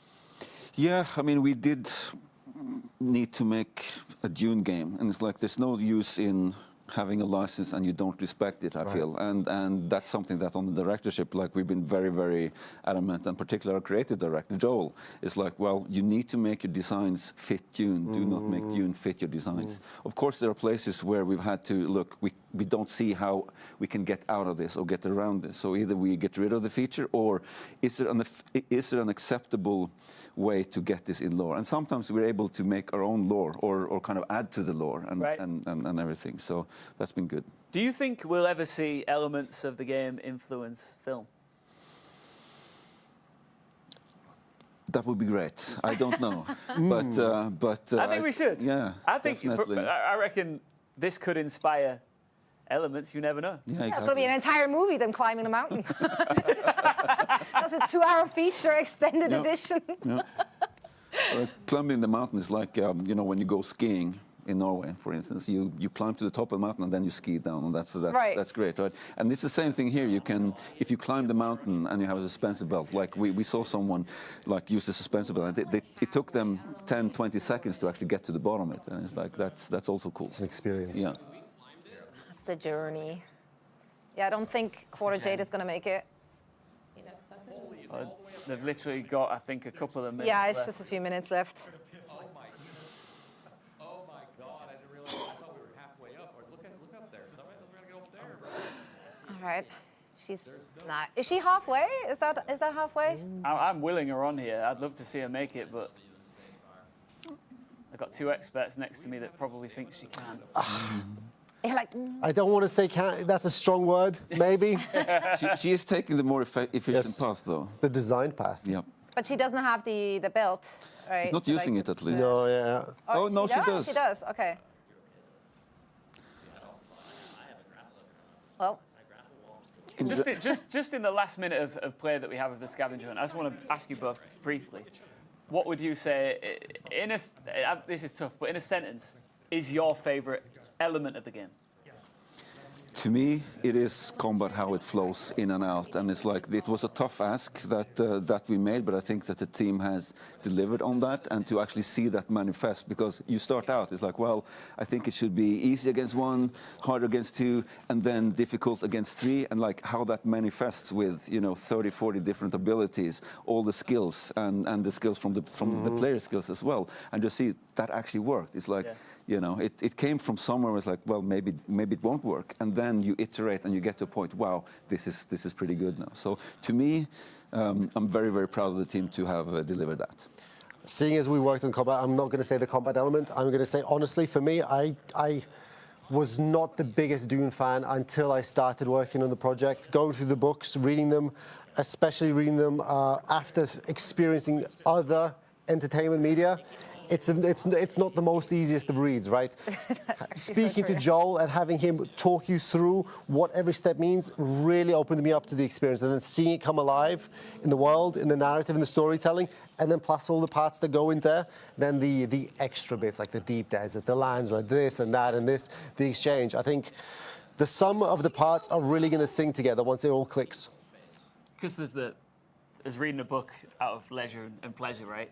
And then there's reading a book and thinking, I've got to make something about this. Source material, like, oh. But like on a global scale, seen and used by millions of people.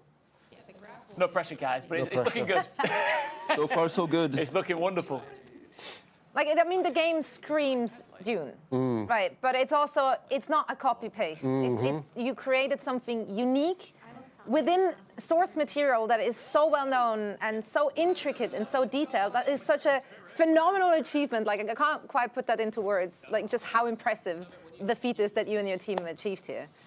It does feel surreal in hindsight and everything. And like I said, if I known this would be this challenge to get here, and it's like I would have my doubts, but like seeing it now on screen is like, wow, this is exactly how we designed it to be, and it plays really, really well. Congratulations. Thank you. Both of you. Congrats. And to all of your team.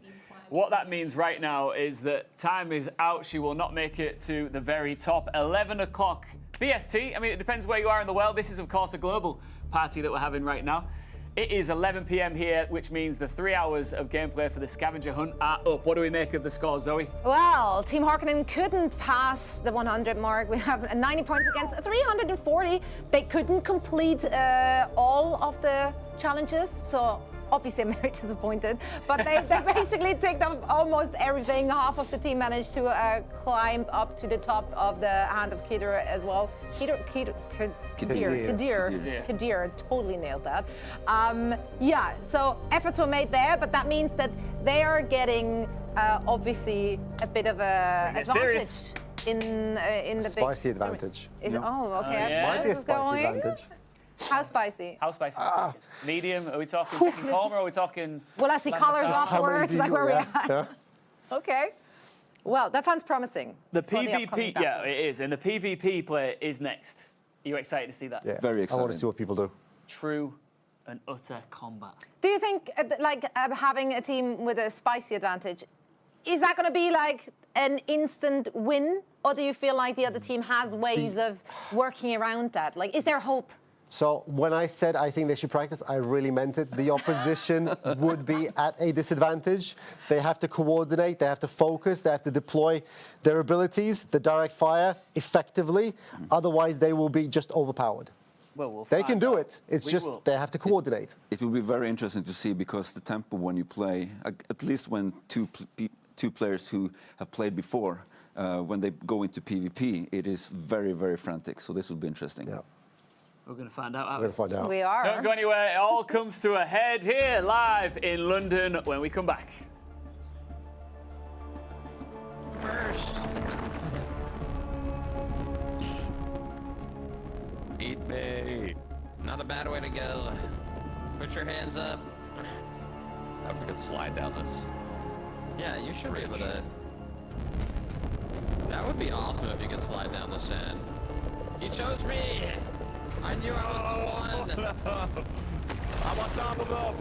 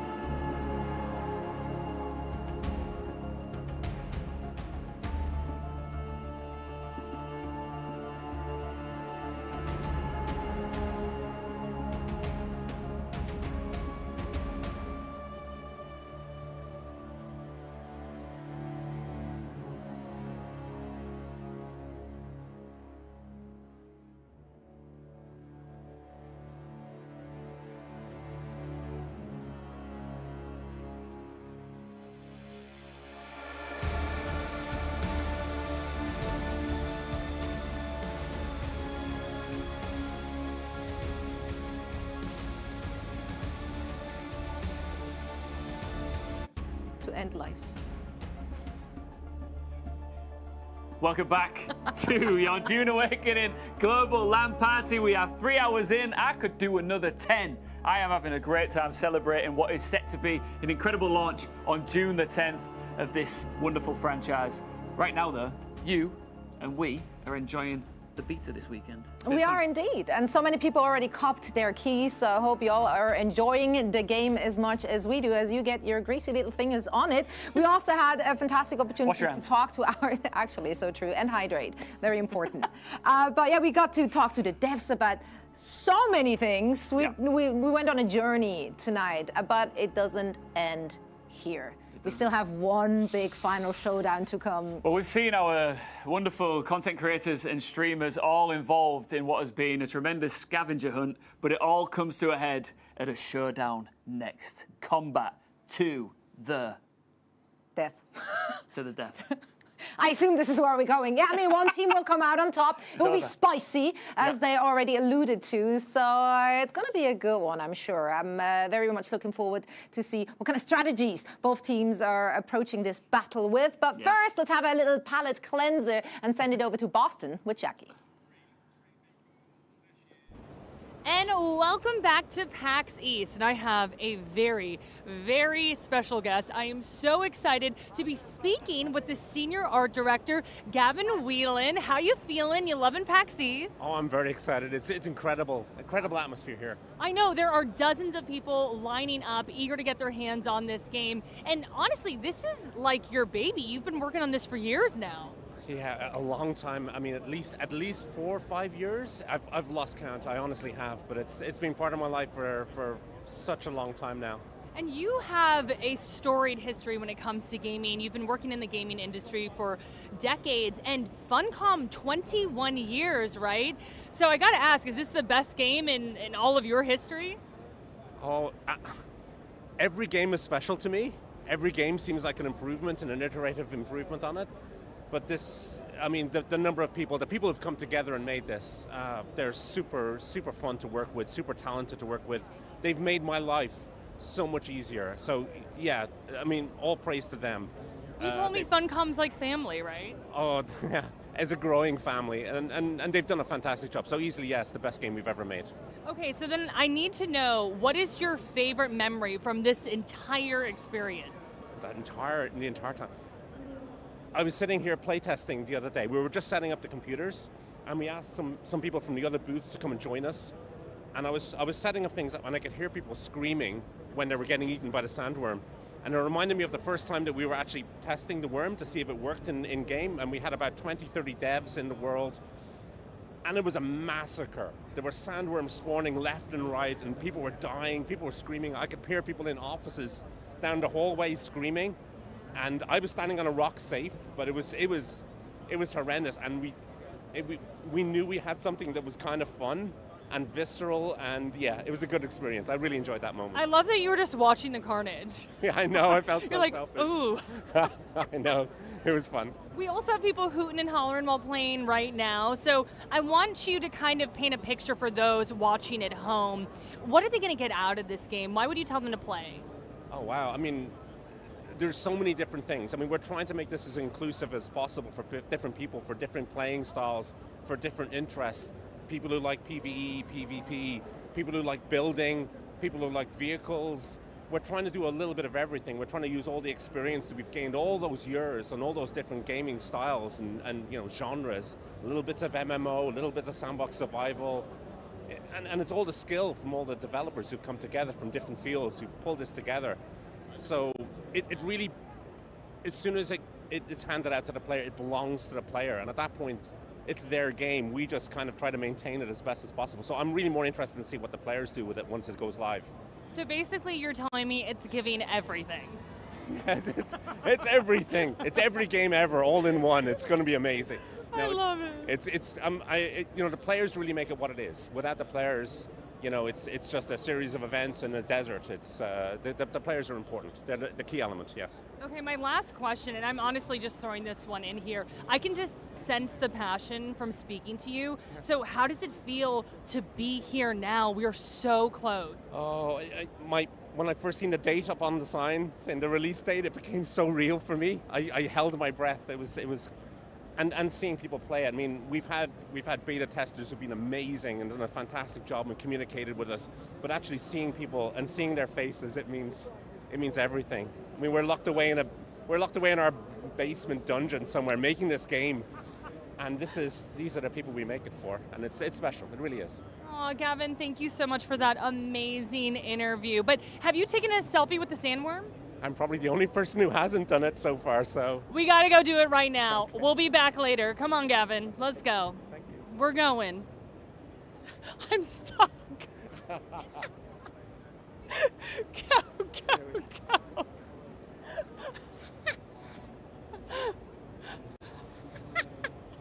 Bye, Gavin. Bye, Gavin. You were amazing.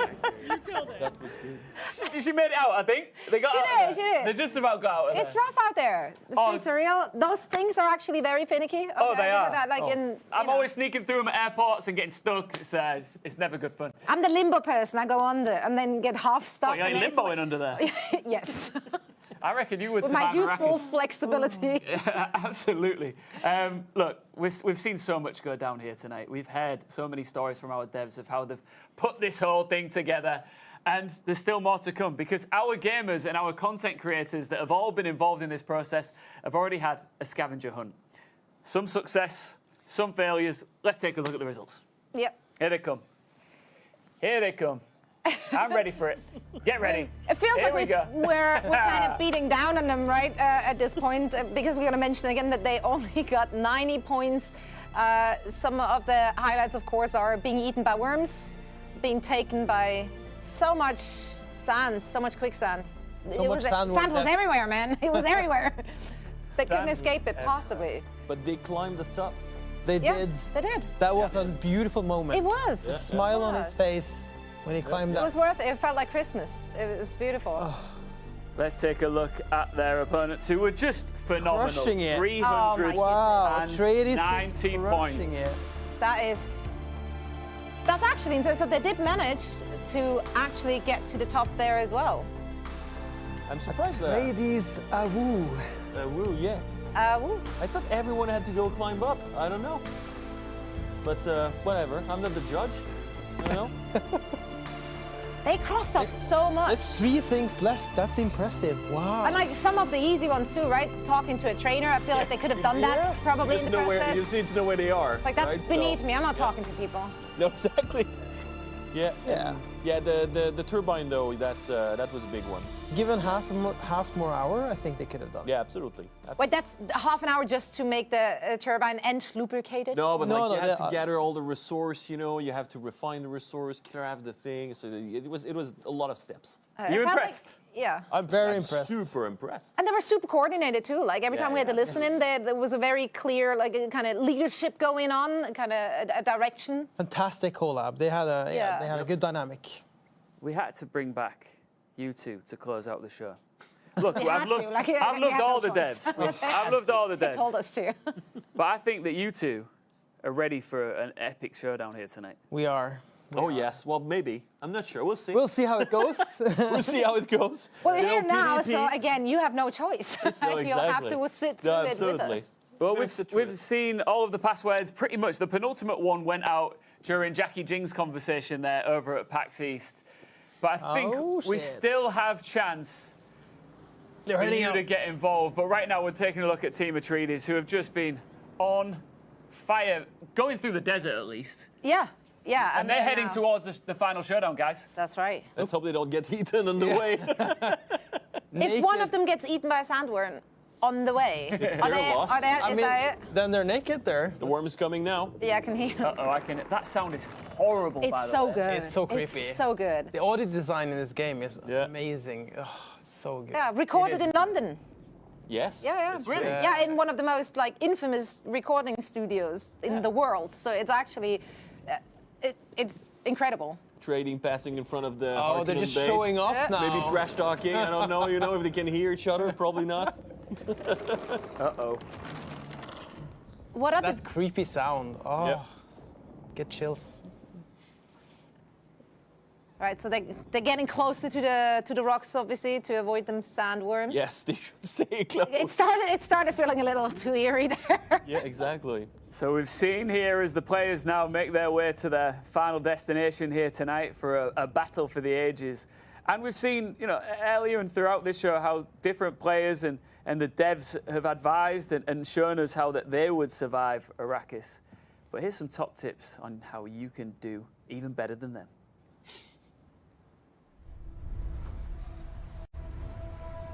Arrakis is a test. Few survive it.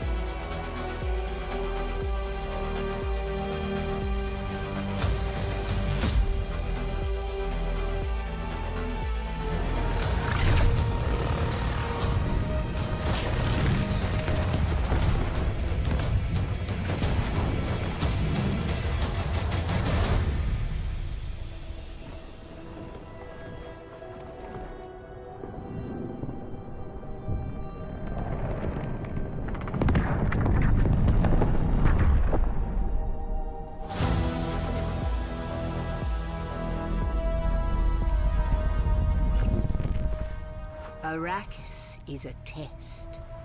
Few survive it. But the humans that do awaken.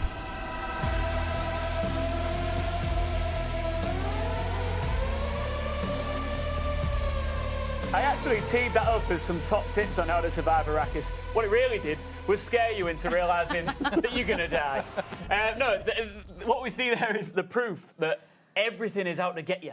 Yeah. When you get into Arrakis, you're not safe ever. And it's only going to become even more scary in a PvP situation like the one we're about to see, when not only your environment's coming for you, but the players are as well. That's right, because then they can't just focus on the enemy team here. They also have to focus on the environment. So there's a lot going on. They have no idea, and we have no idea. Sandstorm might hit at the same time as they're doing that'd be so funny. And then everyone dies. What do we do then?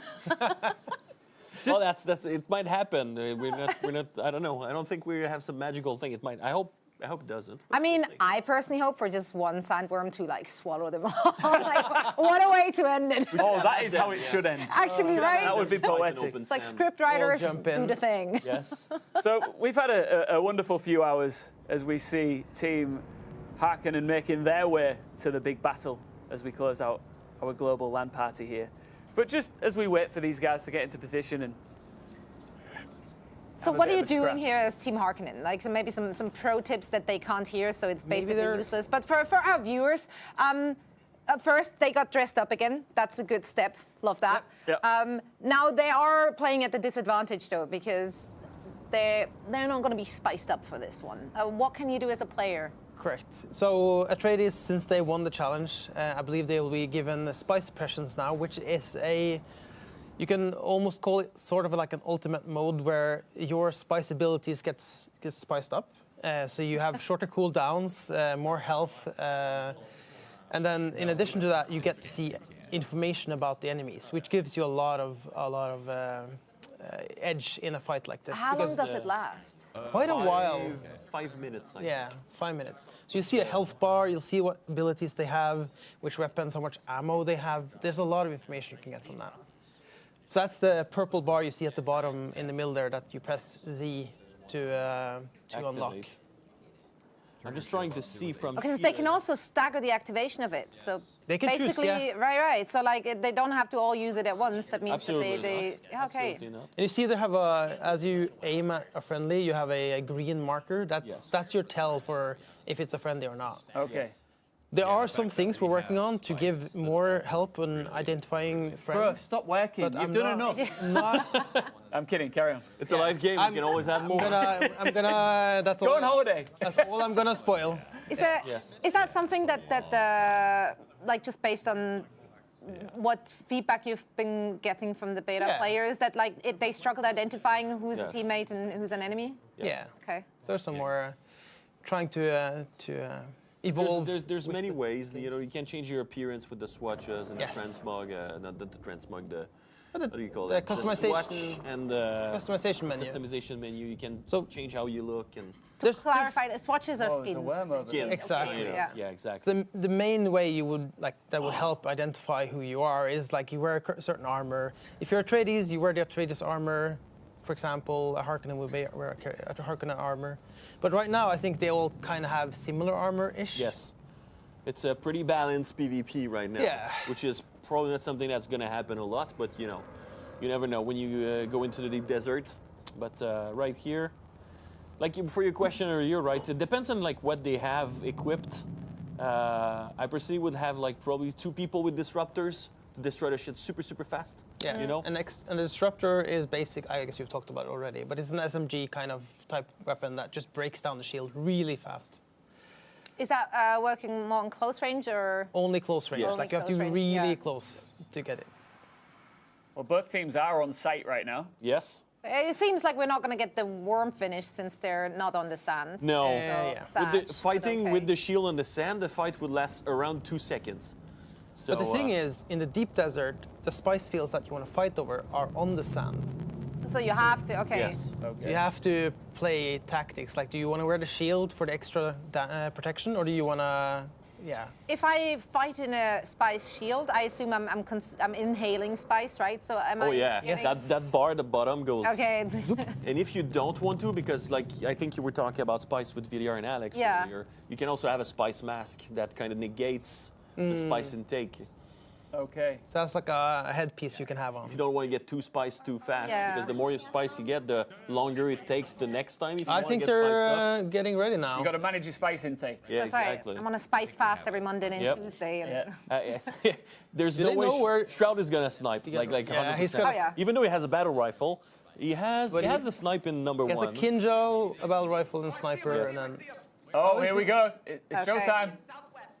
Southwest. So there's 2 They're just melees, all together. longsword. This is gonna ram them. So yeah, Shroud has a turret. That's gonna hit hard Oh, that one is if he uses hard. it. That's going to slap in it. It's called the Yes. Sentinel. It's the starter ability of the Mentat. It's the Mentat. It's the first skill of the Mentat, I think. Yes. What's the range on it? It's fairly good, I think. pretty long. Yeah. Like mid-range. And it doesn't miss. Do you know what? I feel like this is an intense beginning to the battle. Should we quickly listen in? Let's Yeah, hear how yes, they're yes. communicating with each other. One of them's trying to run around. They're trying to surround us. We got to get one of them by themselves. They see us. Oh yeah, they do. I think we send it. Do we send it? Send it. You see I'm something, sprinting. just go for it. Okay, Let's go. We're going different ways, guys. Oh my gosh. I go see in right there. sprint We're going in. in then. We're going in then. I hit one. Okay. Well, guys, we could talk about this. He's feeling that. Guys, we could talk about this. What is this? I'm being floated. Guys, we could talk about this. I killed one. Oh, this is unfair. This is One shot by a turret. Holy shit. This guy just rezzed himself. Wait, which ones are you guys? I don't know. I think I won.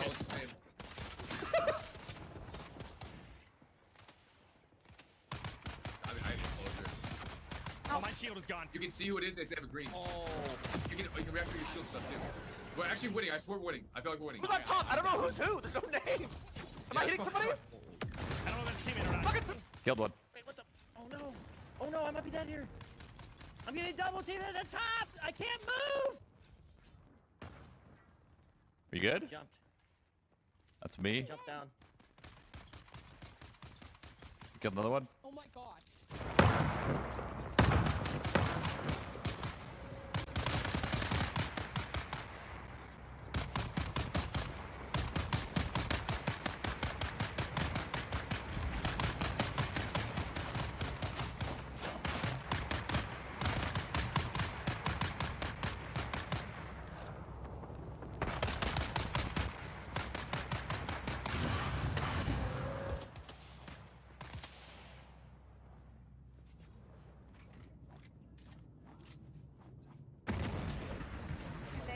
revive? Oh, is it They can revive, I think.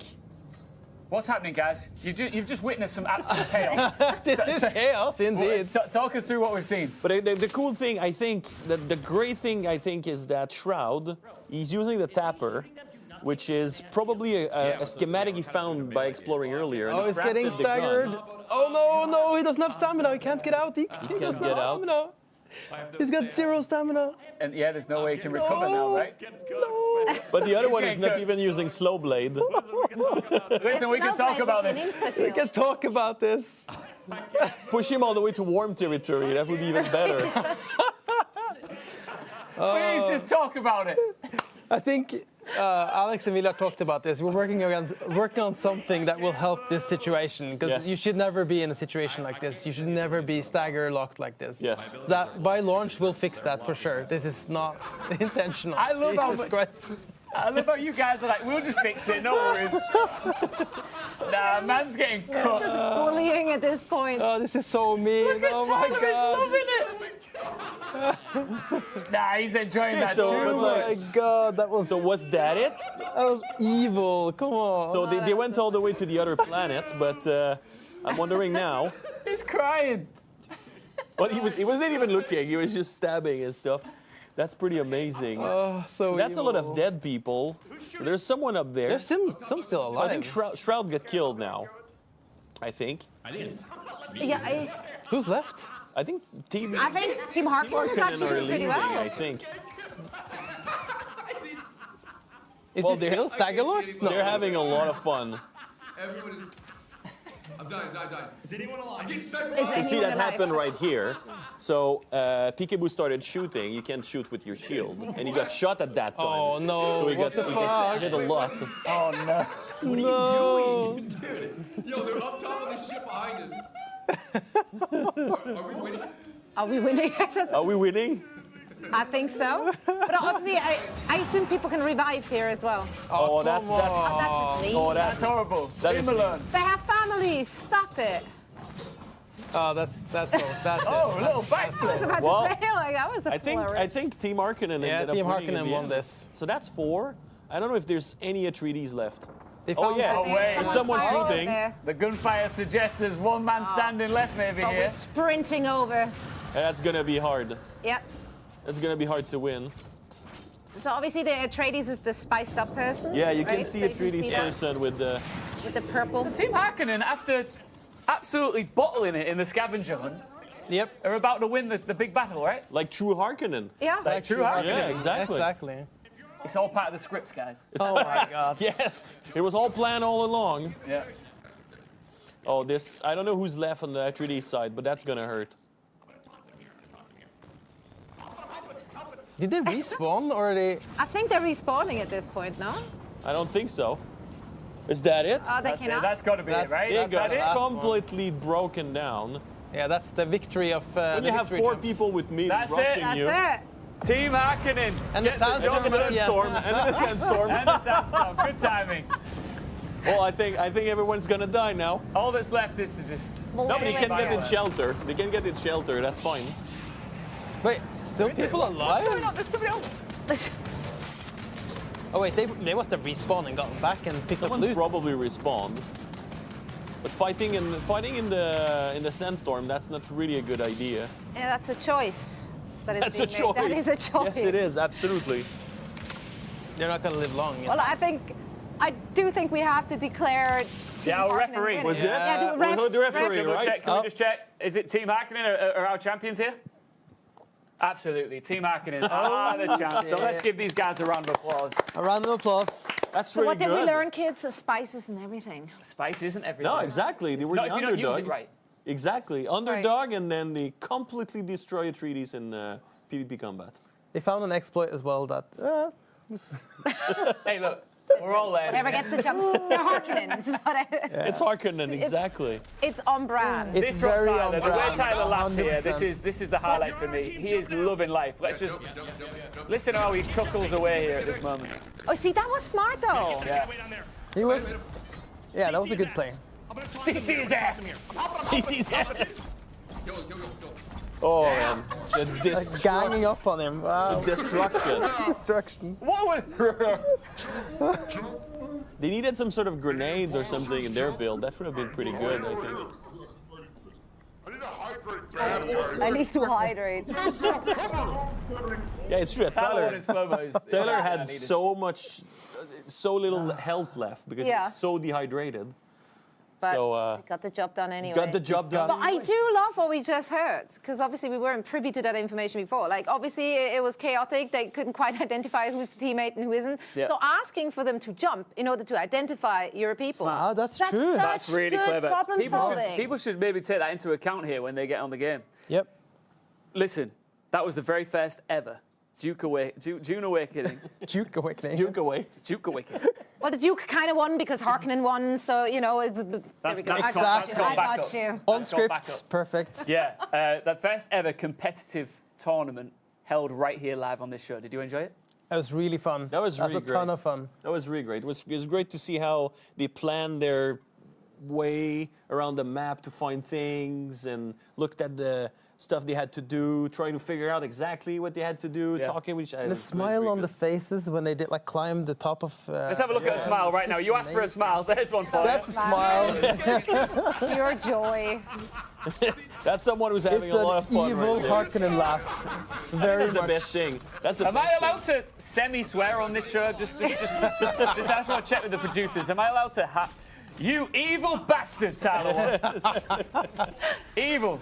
Oh, that's. This is one of those moments Oh, where that laugh. proximity chat will be very fun to have enabled. My God. Oh, what a journey. Well, that's good.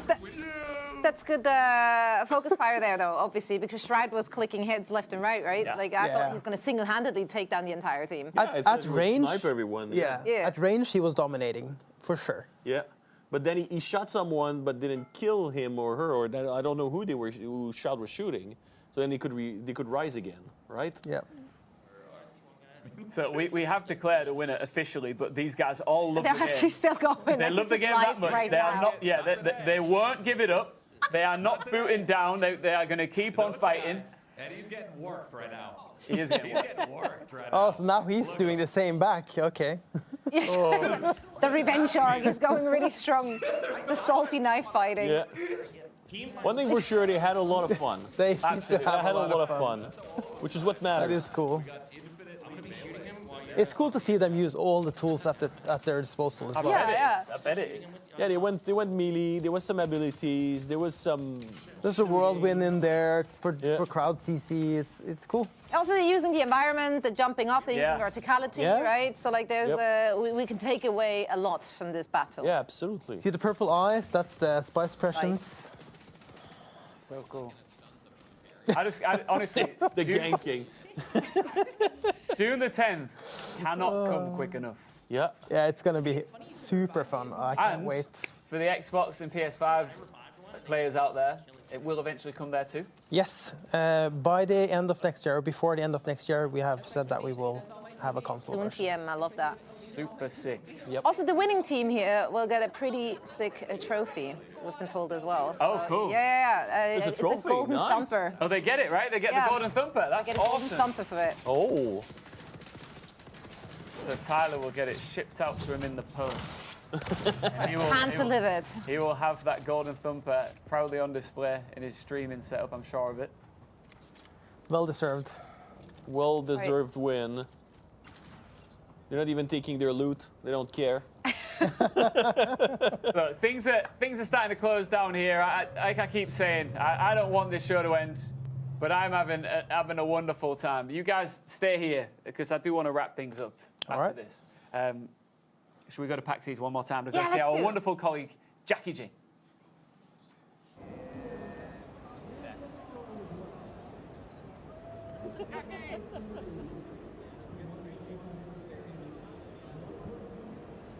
It is our last look at PAX East. We are saying our final goodbyes to the amazing, awesome Dune Awakening booth and to the sandworm. He's been a real trooper today, bringing the energy for all of the photo opportunities. Bye, Shai Halud. I'm going to miss him. But also, let's talk about these crowds we've seen today. You can see we have dozens of people here, still very excited to get their hands on this amazing game. And it's been a beautiful day, seeing people light up as they dive into the deserts of Arrakis, getting a taste of the spice, many of them walking in the steps of the Freeman, adventuring through Act 1 of the epic cinematic story, battling through the deadly environment, mystic portents, and ancient schemes. And people are telling us that they are loving crafting, they are loving building, they are loving surviving. So I'm going to leave you with this important message. Dune in June. Dune in June. Get the pre-order coming to PC June 10th. All right, that's a wrap, everybody. I'm really going to miss that sandworm. Oh, we're going to miss you, Jackie. You've been absolutely brilliant over there at PAX East in Boston, talking to everybody at the Dune Awakening activation stage. There's a lot of excited fans out there, Zoe. Yeah, I love how many people just stumbled upon it, how many people just learned of the game. They had the books to be handed out, codes being handed out, which is what we did here as well. So thousands and thousands and thousands of people will be playing the game, and more thousands. I can only count thousands, so that's as far as I go. If you're watching going, what do you mean there was beta codes given away?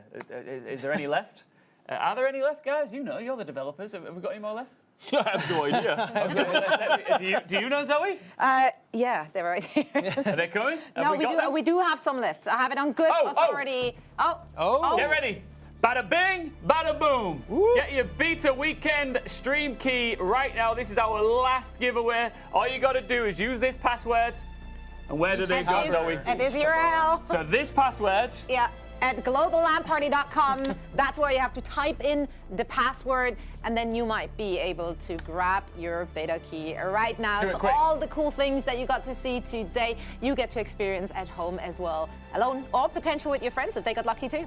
Yeah, absolutely. So get on there right now, enter the password, and get on the beta. It only runs this weekend, and then it's all eyes, of course, for me in particular, to June the 10th, when the Big Daddy drops. Exciting. Can I call it the Big Daddy? Big Daddy Dune? You can do whatever. Yeah, absolutely. It's your Dune. Do you know what? I want to have some serious conversation to wrap things up, but there's nothing more serious than this, and we haven't asked this yet. Is it Dune or is it June? I would say June. Okay. But I don't know if that's the correct one. I mean, it depends on the language. I don't know. Yeah, I think so. Where I'm from, I would say Dune. So it's Dune Awakening. It's Dune Awakening. Soon, June in June. Awakening? Dune, yeah, soon. It all works out. So it's each their own. Dune Awakening. So like the game itself, it's free to interpretation. Absolutely. Oh, beautiful. Well done. Thank you. No, it's been truly phenomenal having you guys on. I just want you to tell us, as you look ahead after what's been years and years of hard work putting this whole thing together, what are you most excited about for when it actually officially launches? I think I'm personally most excited about people just exploring the world, also seeing how much... That's my line. Sorry. But I'm excited about that. But also how like they can finally explore a open world Dune, like a survival game set in the Dune universe. This has never been a thing before. And I feel like we've done a fairly good job of putting Dune. You're very modest. As a universe. You've done a magnificent job. No, but yeah, I'm so proud of the team. I'm so proud of the entire team who's been working hard on this for so many years. Is it somewhat emotional, Jeff? Well, I mean, I was just saying, what can I add more to that? You know, it's exactly what I think also. It's going to be really great to have everyone walking and flying and biking in the world that we've built, experiencing all the story parts and everything in between, going back in the deep desert and extracting some spice, trying to survive in there, getting jumped in and staggered to death by enemies and things. You know, it's going to be really great. I'm looking forward to read so and poetic. see everything that the community will have to offer, right? Yes. When the game is live, and seeing all the wikis popping up with all the secrets and all the things. You know, it's going to be great. Yeah, it's going to be so interesting to see how each and every player is interpreting the game for themselves and living those experiences. We got a bit of a glimpse already here today on the stream, and I already loved the different approaches we got to see. For sure, and because Zoe, you've been a part of this process for a while as well in the build-up. You've been to several different events and you promoted it and all that. And I know that you're personally really excited to get your hands on the full experience. When I first had people from Funcom getting in touch with me last year, I was also absolutely blissfully unaware that a game about Dune is in the making. Yeah. So I was like, you what now? Like, is this a typo? Like, are you for real? Because like I'm used to like books being adapted by movies or like into a movie, but like the game adaptation, that's like so many steps further and like such a big challenge. So obviously I was skeptical initially. I was like, can you do that? And then as the nuggets of wisdom dropped, you're like, we have an alternate timeline. It's a different universe, but it's the same universe. And it's like every single step just made me more hyped and more excited for it. And what we get to see this weekend in this beta is just, I just can't wait for Dune to happen and for us to like be able to play together, die together as good friends do. It's gonna be a good time. Absolutely. Die, for sure. Yeah, definitely die. Sure. Maybe surviving, maybe thriving, but mostly just Swarm surviving. death. Your first swarm death. You will always remember it. Yeah, it's beautiful. It is. Is there a best way to die? It's got to be worm, right? It's got to be worm. Yeah. It's the worm. Okay. I think so. The second best way would probably be when the curliest storm passes in the deep desert and just stay there. That is die. That is our And you Like, see oh, well. the storm passing by and the lightning and the shredding and you just die. Listen, I'm not ready to let this show die just yet. just stay right there, because briefly, I just want to take one more look for you and us and everyone at Arrakis.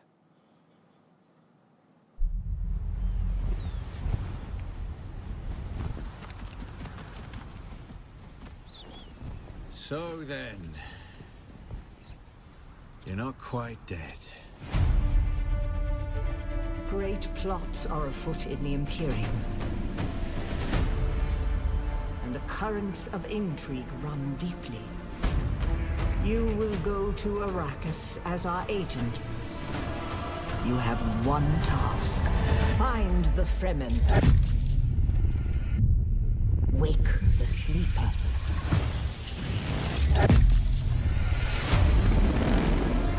You were sighted fleeing the scene of a terrible crash. Who are you? You've heard the expression, the spice must flow. I am the man who ensures that it continues to do so.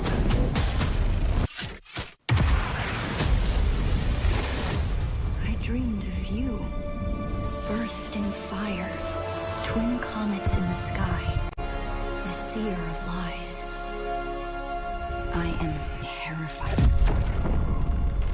of what happens when you awaken.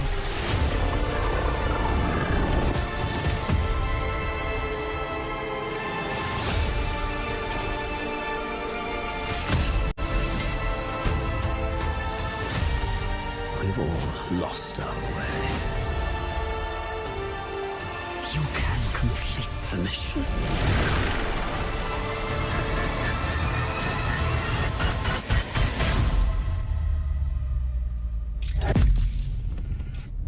Every person carries their past with them. Who are you?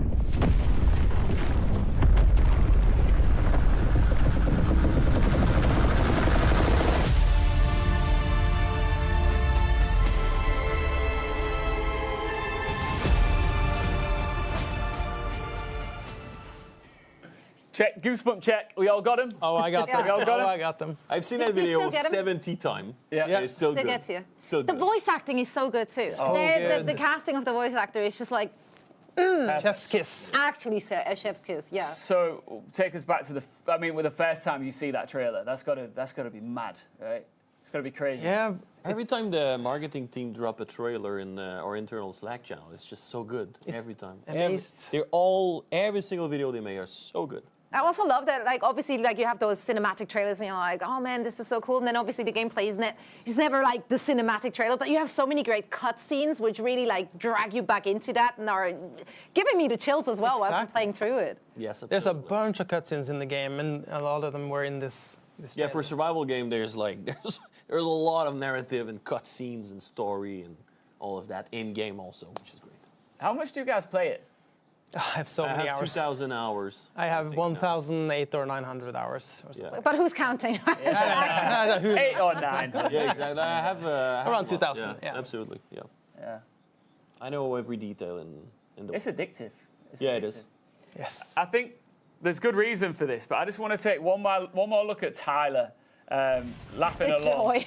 doing horrible things here. They're running, they're pretty kiting. Look at how focused he is with his mouth. Oh. Attacking farm, ship. Fucking It's unlocked! And poor Shroud is out of stamina, so he can't get out. So you said as we were watching this live that this is definitely something that needs to get fixed. It will. Yes. It will. We already have a version internally that has some of this already covered. Right. So. Yeah, because the build that is happening right now is like a few versions old. Compared to what we have. Oh, got you. So this doesn't necessarily need you guys to run home and fix. No. It's already. We got this covered. It's already happening. Yeah. Okay, good. It's not like, oh my God, we haven't thought about it. No, it's already. It's already. Our producers are so cold for making you watch this again and again and again. It is hilarious as a moment. Like it's amazing. Probably terrible for Shroud. Because the thing is that gaming is about moments. I need the Shroud cam for this one. Yeah, I need to see the other end. We've seen Shroud getting destroyed over and over and over. Laugh. I think this in combination with the Shroud cam earlier, where he's like, "Oh, it's not even fair," as he's like fragging heads, and then he gets stunned up with a knife. What was he keep saying? Let's talk about it. Let's talk about it. Yes. I appreciate the approach, though. You gotta talk it out sometimes. You Let's gotta talk it out. about it. And then Harkon is merciless. Yep. Just no mercy. Yeah, obviously the streamers all had a phenomenal time, and we did as well watching them. So it was great to get those little bits and bobs from their comms, hearing how they coordinate, hearing how they're just enjoying just carnage. Yeah. Yes. Beautiful. Look, just a little peek behind the curtain here. The reason why we've kept you sitting here for so long is because we were trying to get Tyler 1 on the line here and have a bit of a chat here. Sadly, I think he's gone to the gym because he is. Is that? I think that's what it is. I had enough killing. Yeah. That's right. He wanted to do it in game, do it out of some game. metal in real life. But listen, let's wrap this up because this has been epic. It's been awesome working with you for the very first time. Likewise. No, it's been such a pleasure, and I'm just so grateful to have all 4 of our devs here today as well, taking not just our questions, but the questions from the people watching as well. So thanks also for everyone watching who send us questions as well. It's been a pleasure. Thank you so much for having us. Yeah, any final words from you guys as we wrap this thing up? Final words to you or for them? For them. Whoever, honestly. I'll take some words too. I'll take some yeah. words. It was great. No, but we had a lot of fun. It was great. It's super fun to talk to you about the game. And like we said, right, it's really easy to talk about the game because the game is really great. We don't have to force ourselves or anything. We have so much to talk about. I mean, we play it for 1,000 hours, exactly. and we have fun, so much fun every time. And I can't wait for the players to actually dive in and explore the entirety of it. Because there's, like the beta, as we said, is just 24 hours. There's so much more. Well, this has been the Dune Awakening Global LAN Party broadcast with myself, Ian, and Zoe, and our amazing team behind the scenes who put this all together. Congratulations to you guys once again. Phenomenal work putting together a game that I know is going to get gobbled up worldwide like a giant wormwood. It's going to be absolutely epic, isn't it? Absolutely, yeah, love that. You brought it back into this. Absolutely. No, it's been an absolute pleasure to be part of this, and we just can't wait to see what more Funcom has in store for us as we're heading to the launch of the game and farther beyond for all the content that is still to come. See you in Arrakis. Thanks for watching. Bye for now. Bye. That was good.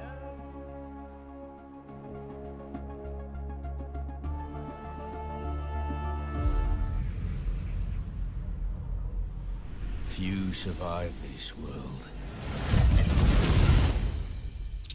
But those who do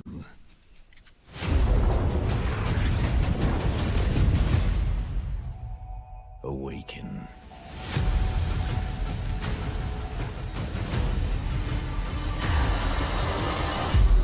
The desert wants you dead, Off-worlder. If the sands don't take you, the storms will swallow you whole.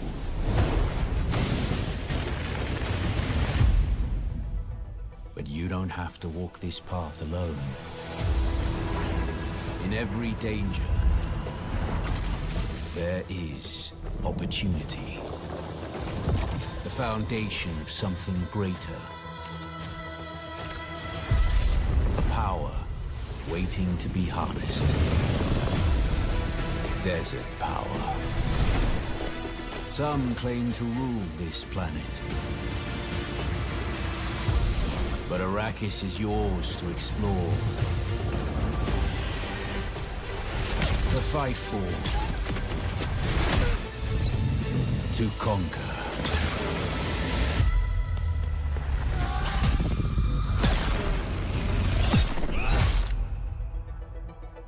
But there are forces beyond even your control.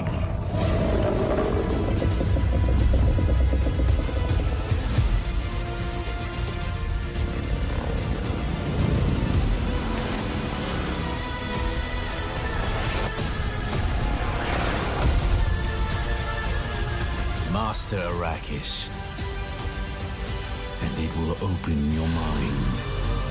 This is your path to awakening.